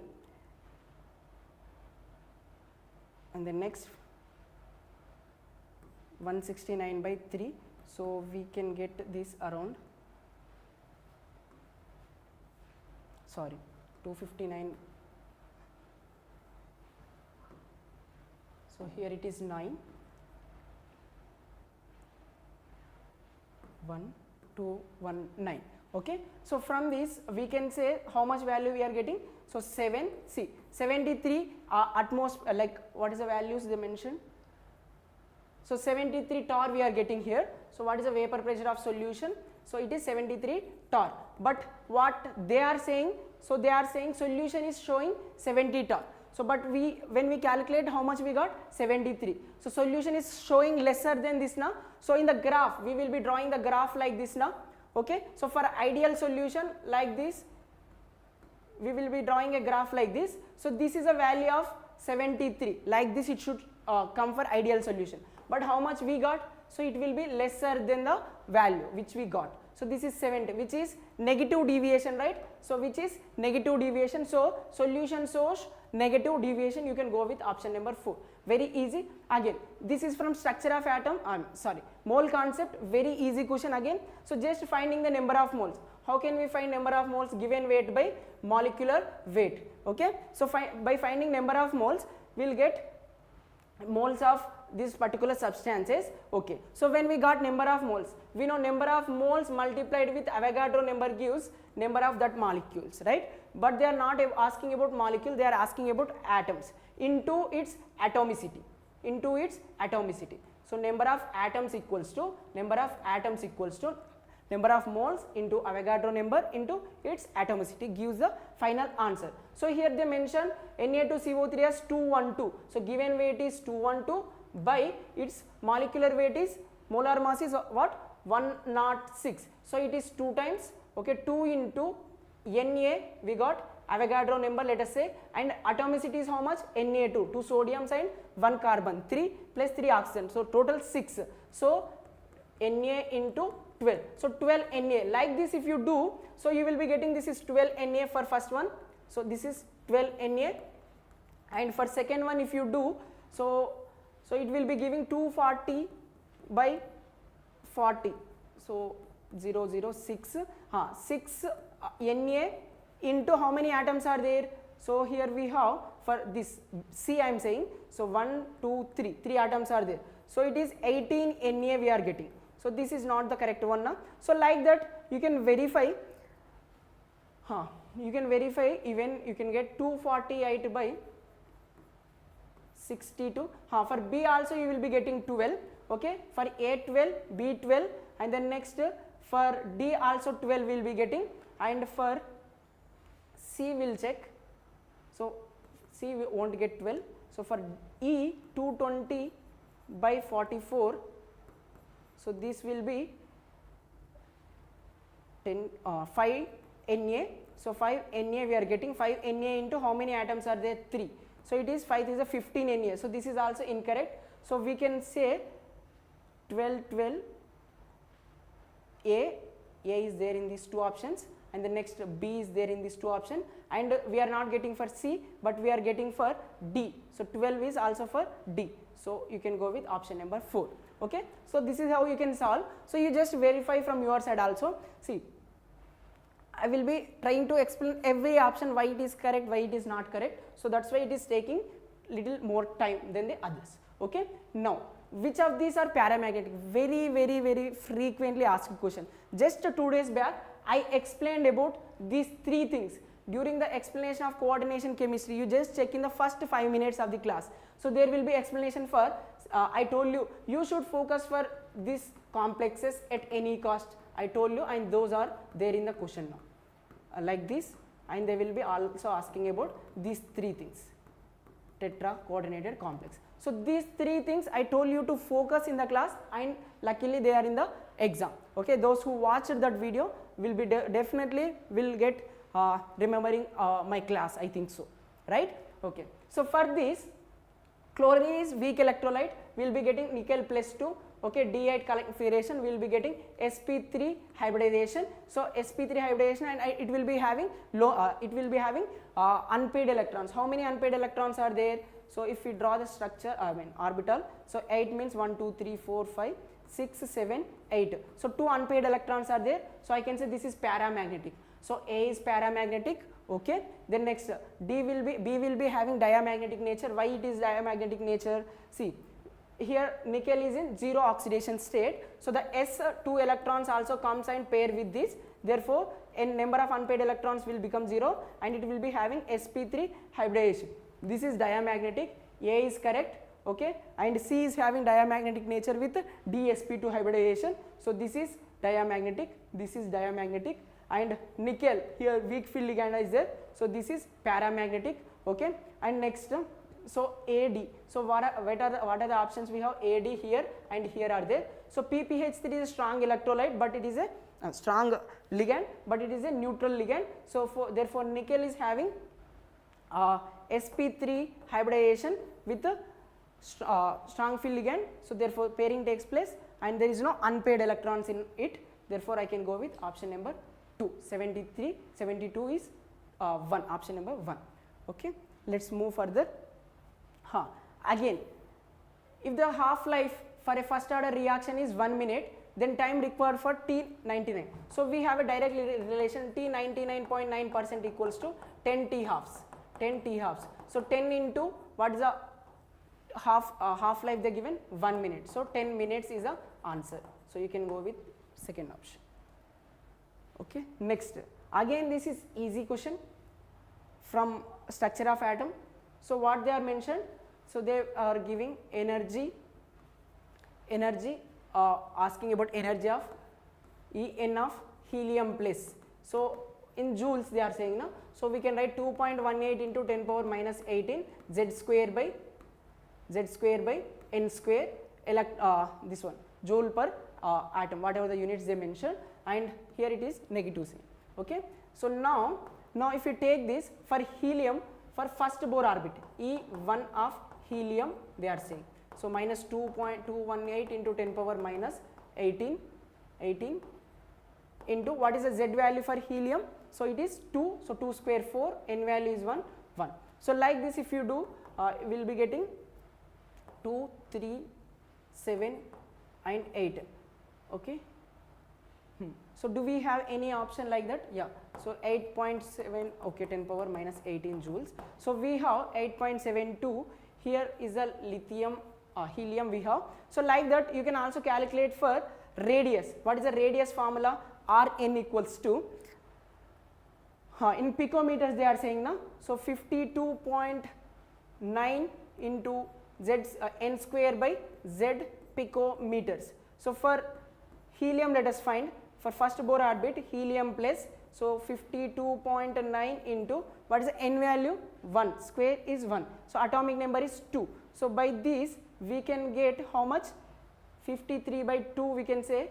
So we can get 53 by 2 means it is around, around this will be 26.4 we can get.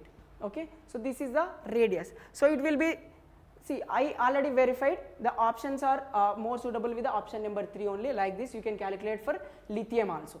Put here lithium and substitute the values, you will get some respective answer. If there is any errors in the discussion, you just write in the comment box. I will be again re-verifying in the next session if you required. Okay. Next, let us move.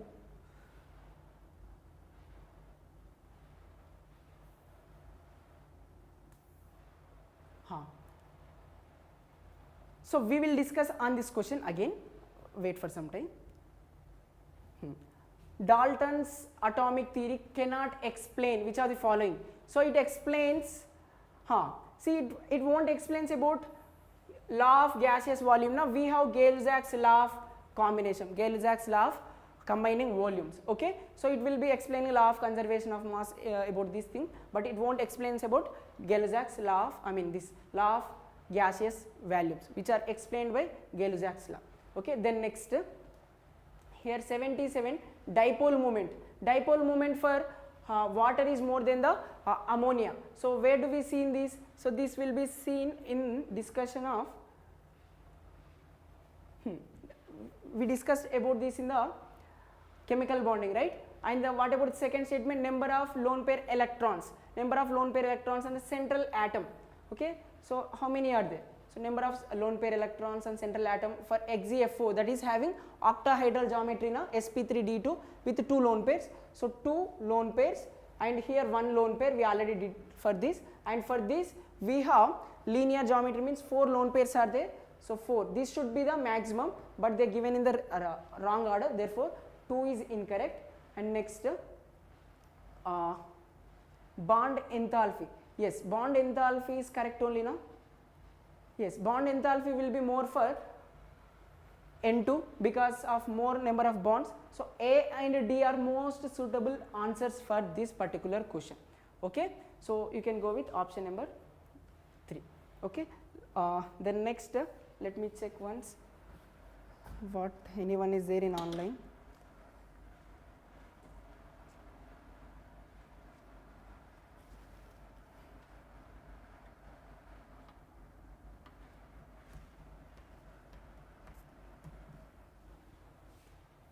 So no one.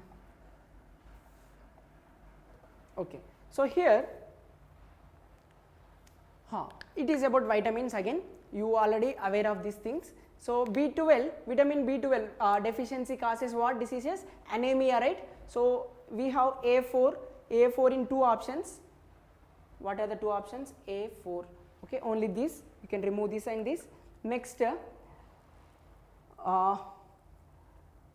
D, vitamin D, it is rickets. Okay, and then next C, 1, yes. So C. So we can go with option number 4. This is very common question, right? And again, basic nature of amines.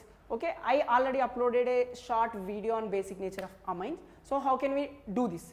So it will be more for whenever we have ethyl group. In that case, it is 3 degrees more basic than 2 degrees more than 3 degree and 1 degree. So this is why we are getting this order. It depends upon the electron releasing groups on the amine nitrogen and the next hydrogen bonding. Therefore 2 is more, always remember, and that's why N-ethyl ethanamine is having more basic nature than this primary amine ethanamine. Therefore this one is correct, this is also correct. And the next aniline. See, always remember aromatic amines will be having lower basic nature than the aliphatic amines. So therefore this is lesser than this one.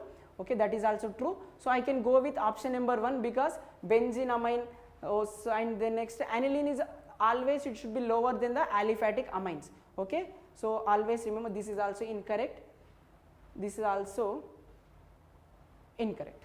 Okay, so I can go with first option. Okay, that is a more suitable one. Next, here how can we answer this question? Okay, how can we answer this?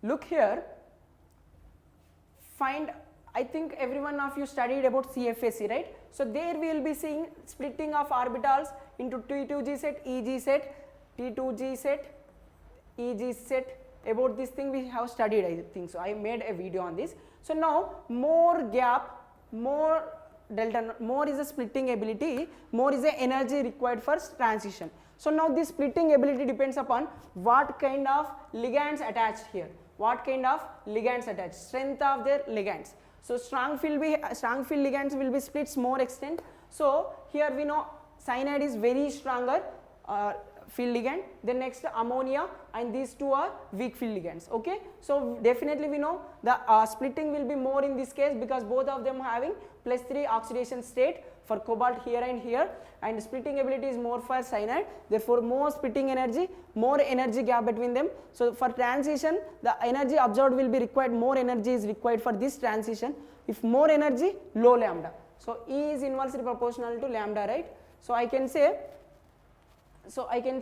so this will be having least lambda. So lambda is minimum for B in this case and in this case. So remove these first two options.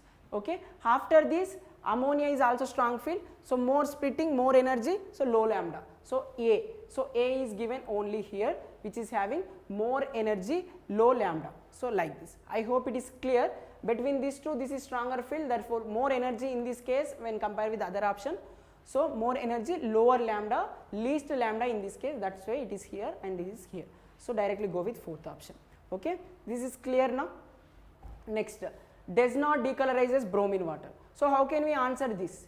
Does not decolorizes. See, aromatic ring won't involving. See, benzene ring won't involving decolorization. But wherever we will be seeing double bond, like unsaturated compounds. So these will react with bromine water. They will decolorize this bromine water.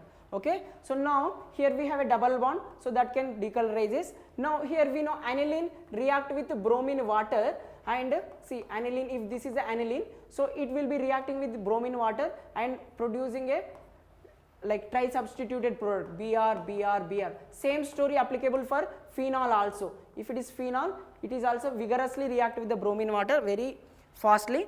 Okay, so both will be giving tri-substituted product. Okay, so 1 can show reaction that will decolorize, 2 can also decolorize, and 4 can also decolorize. There is no double bond, pi bond to react in option 3. Therefore this won't react with bromine water. So option 3 is a suitable answer. So what you need to tick here? So you need to go with option number 3. Okay, they are saying not decolorization. Now I hope this is also clear, right? Next, very again very tricky question here also, little time it will take. So HBr benzyl peroxide, so anti-Markovnikov rule, because unsaturation is there, electrophilic addition, so this is a double bond. So anti-Markovnikov rule means, so what we need to do, we need to add anti-Markovnikov rule means what, negative part will be goes to the more number of hydrogen containing carbon. So where do we have more number of hydrogen? Here we have 2 hydrogens, here we have 1 2 3 sorry, here we have 1 hydrogen, there is 0 hydrogens, here 1 hydrogen, there is no hydrogen. So here is a more number of hydrogen when we compare with this, therefore you add place this hydrogen as it is, add bromine here, and we have hydrogen here, this hydrogen is added here, this bromine is added here, that's it. This is the anti-Markovnikov rule addition. To this we are adding KCN.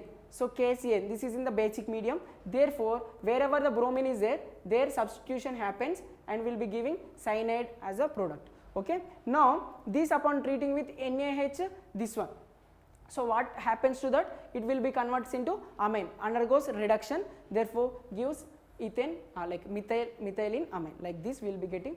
So this is a suitable answer, option 3. Okay, right. Then next, look into this question once.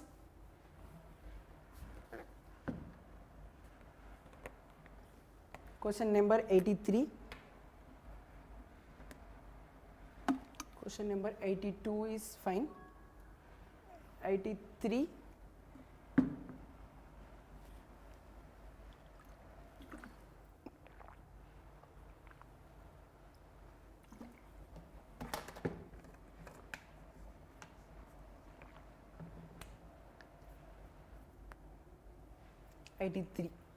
Yes, look here.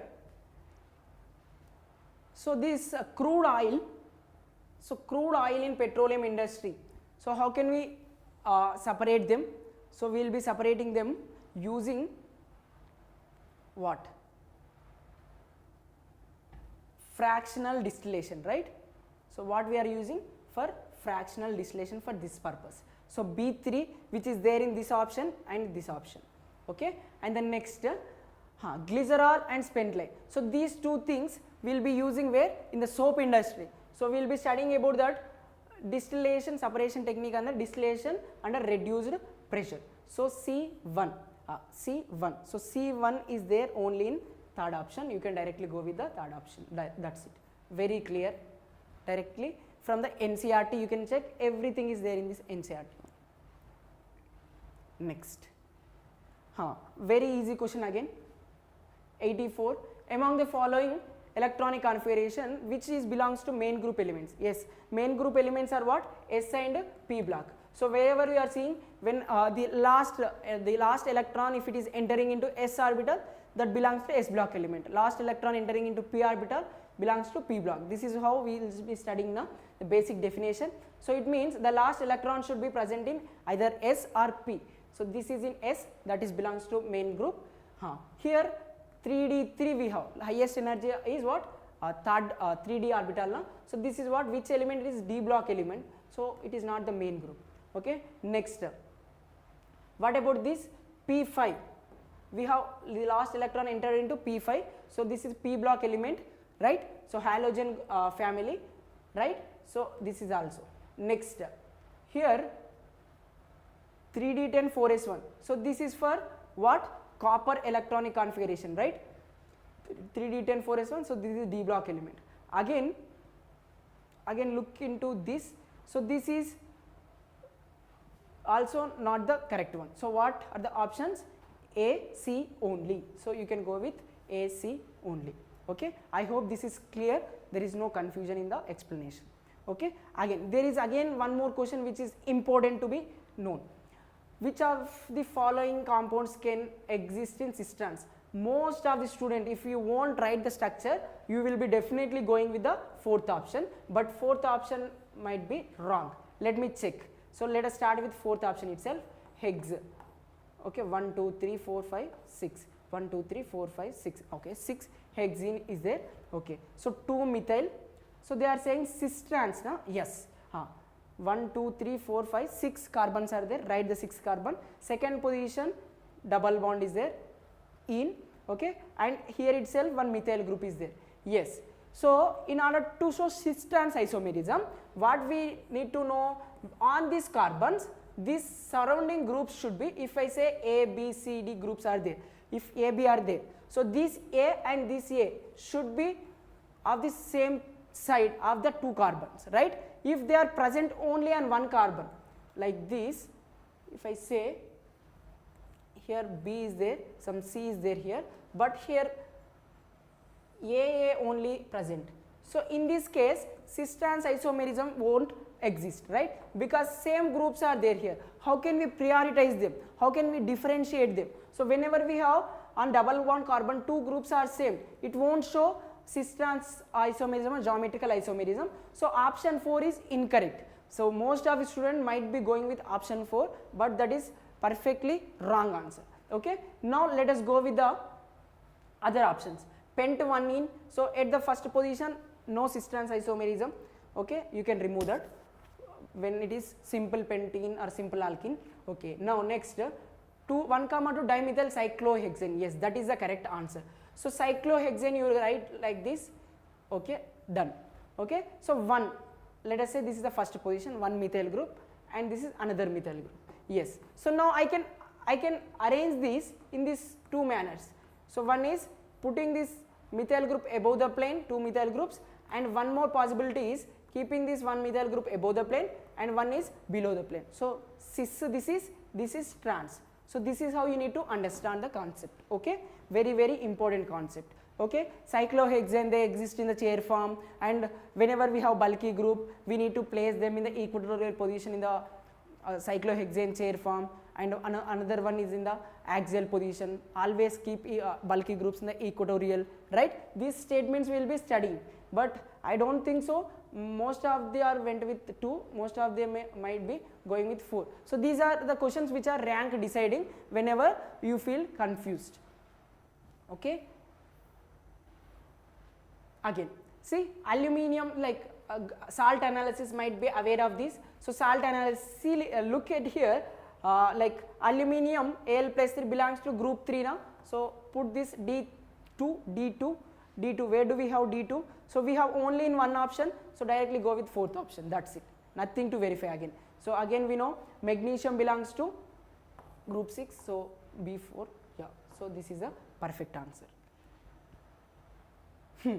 So whenever we have an equilibrium, see, we will be studying about the characteristics of equilibrium, how the equilibrium is written for multiple steps. For example, phosphoric acid is given there. Phosphoric acid means H3PO4 we should write. Okay, so it will undergo dissociation like this, H2PO4 minus plus H plus, like this we should write.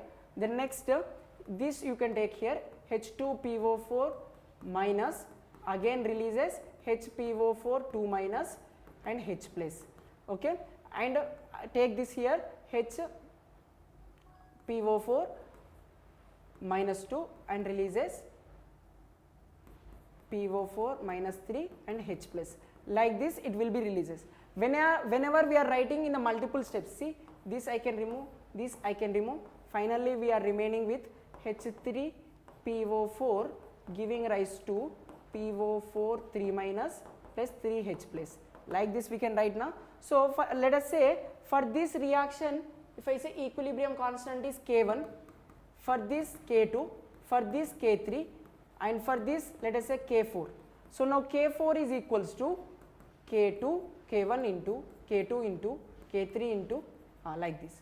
So by multiplication only we are removing this now, so we will be getting like this. Now if we apply log on both sides, log K4 equals to log of all these things. It means log K1 plus log K2. We can write in this formula, log AB can be written as log A plus log B. So that is the formula we are using here, log K3. This is the answer. So first option is correct only. Always remember, this is stronger acid than this and this is stronger acid than this. So whatever the statement they mentioned, that is also correct.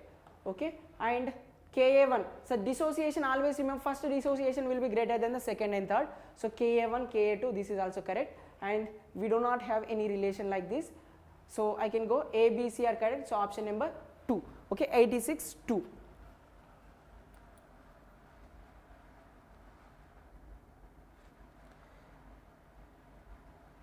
86 2. Then next 87. Let's go for 87. Here we have 88. 88 is, let us see here. For this, the process is delta H is positive. It means again this is a Lee-Chatterjee principle. Now higher yield, the product side favor is taking place by what conditions they are saying. Okay, so how can we answer this question?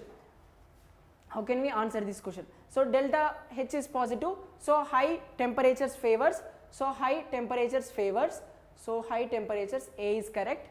Okay, then next, in order to form this product, so we need to increase the concentration of reactant side. So increase in concentration of N2 is correct, then higher concentration of O2, this is also correct. So both are correct, A, C, D are correct. So this is the option number 2, very easy.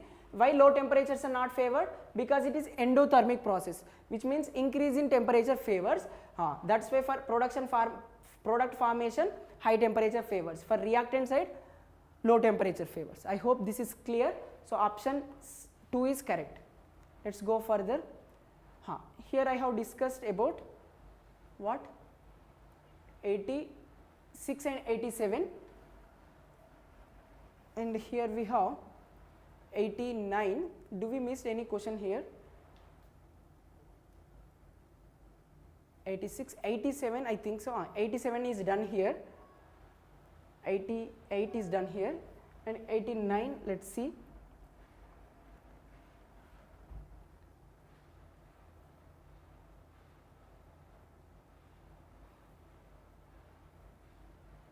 Hmm. 89.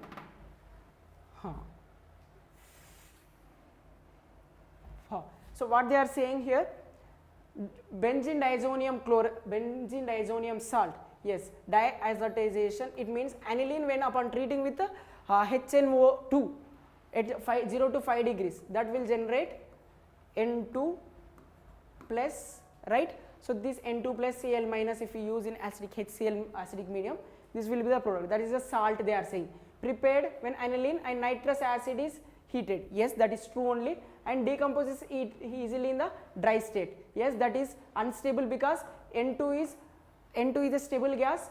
So whenever we are heating it, so what happens? N2 gas goes outside. So that's why it is undergoes decomposition. So first statement is correct. So second, insertion of iodine onto the benzene ring. So whenever we are doing reaction of benzene with iodine, so forward reaction won't take place simply. Okay, this reaction is not at all possible. Okay, so insertion of iodine on the benzene ring is difficult. Hence, iodobenzene is prepared through the reaction of benzene diazonium salt with Ki. So if we treat this with Ki, okay, so here we can get this product. Okay, so this reaction you will be definitely went through during your chapter haloalkanes and haloarenes. Okay, there you will be studying Sandemeyer reaction, Ball-Stearns reaction, and the next other reactions. Along with that you will be coming across this particular reaction. So both statement 1, statement 2 both are correct. So option 3 is correct for most suitable answer for this question. Okay, next, where about 90? Yes, so 90 question, they are saying the major product formed in the following reaction is.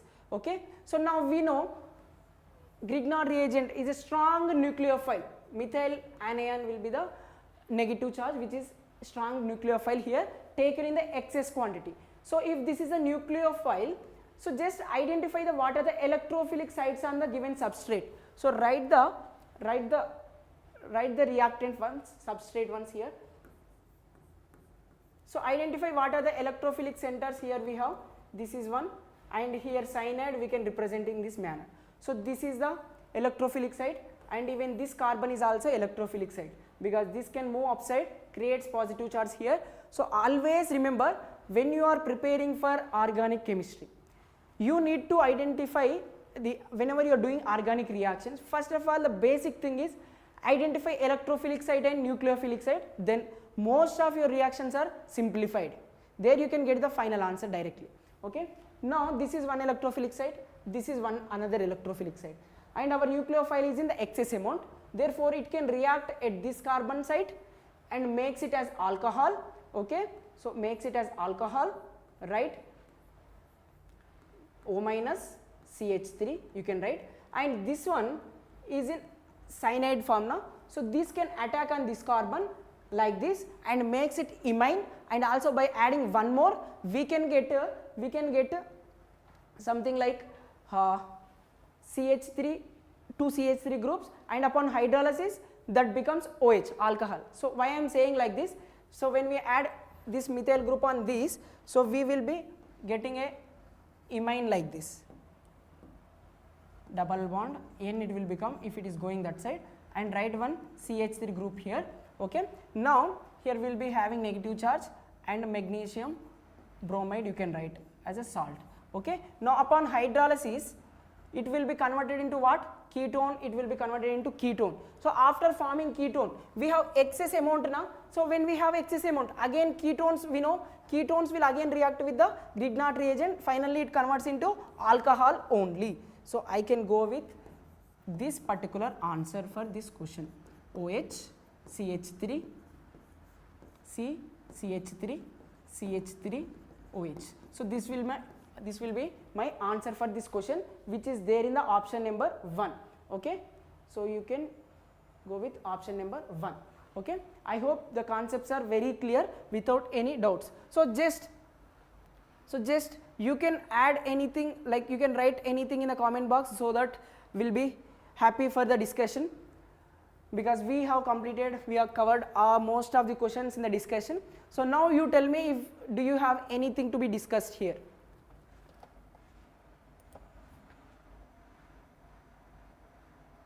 So I will be looking into the chat box, so just write whatever the things you wanted to discuss here.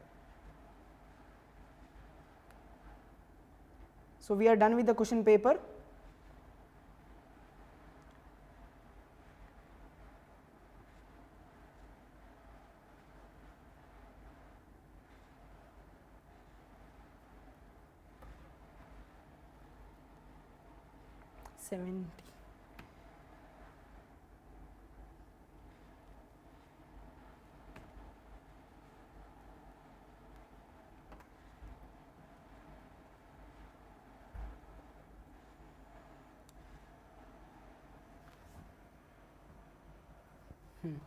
So again look for question number 75, which we have been discussed here.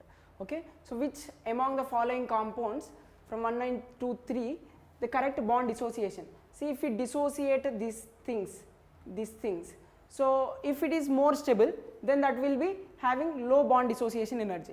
If it is less stable, then the dissociation is not possible easily, therefore it requires more energy. So now here we have triple bond, so therefore it required more energy to break this hydrogen and carbon bond. So therefore I can go with 2 is more, so which is there here. And then next here if we break this bond on benzene ring, we are creating a radical, therefore that is also having highest. So most suitable answer is this one. Okay, I hope this concept is clear. So option 3 is a most suitable answer. Yes. Now tell me, is there any other question to be discussed? Anything to be discussed?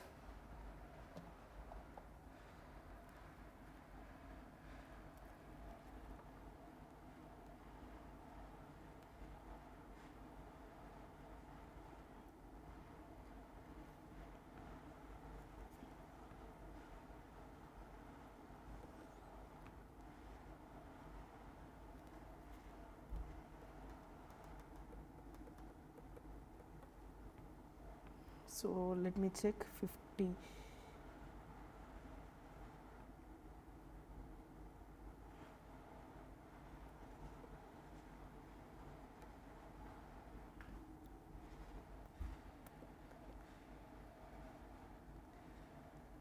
So let me check once 50th question.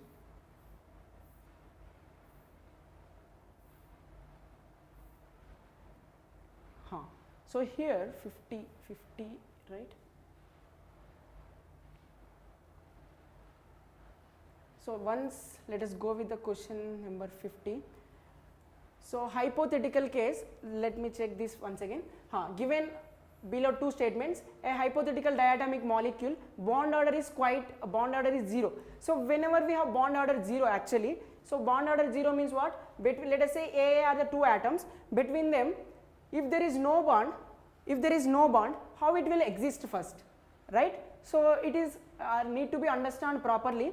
So I hope first one statement also incorrect, because the hypothetical case they are saying a diatomic molecule, if bond order is 0, it won't exist, right? So if it is not existing, how it can be said to be stable? Therefore I can go with first statement also incorrect, and second statement I already explained, bond order is inversely proportional to bond length. Okay, so if it is inversely proportional, if more bond order, less bond length.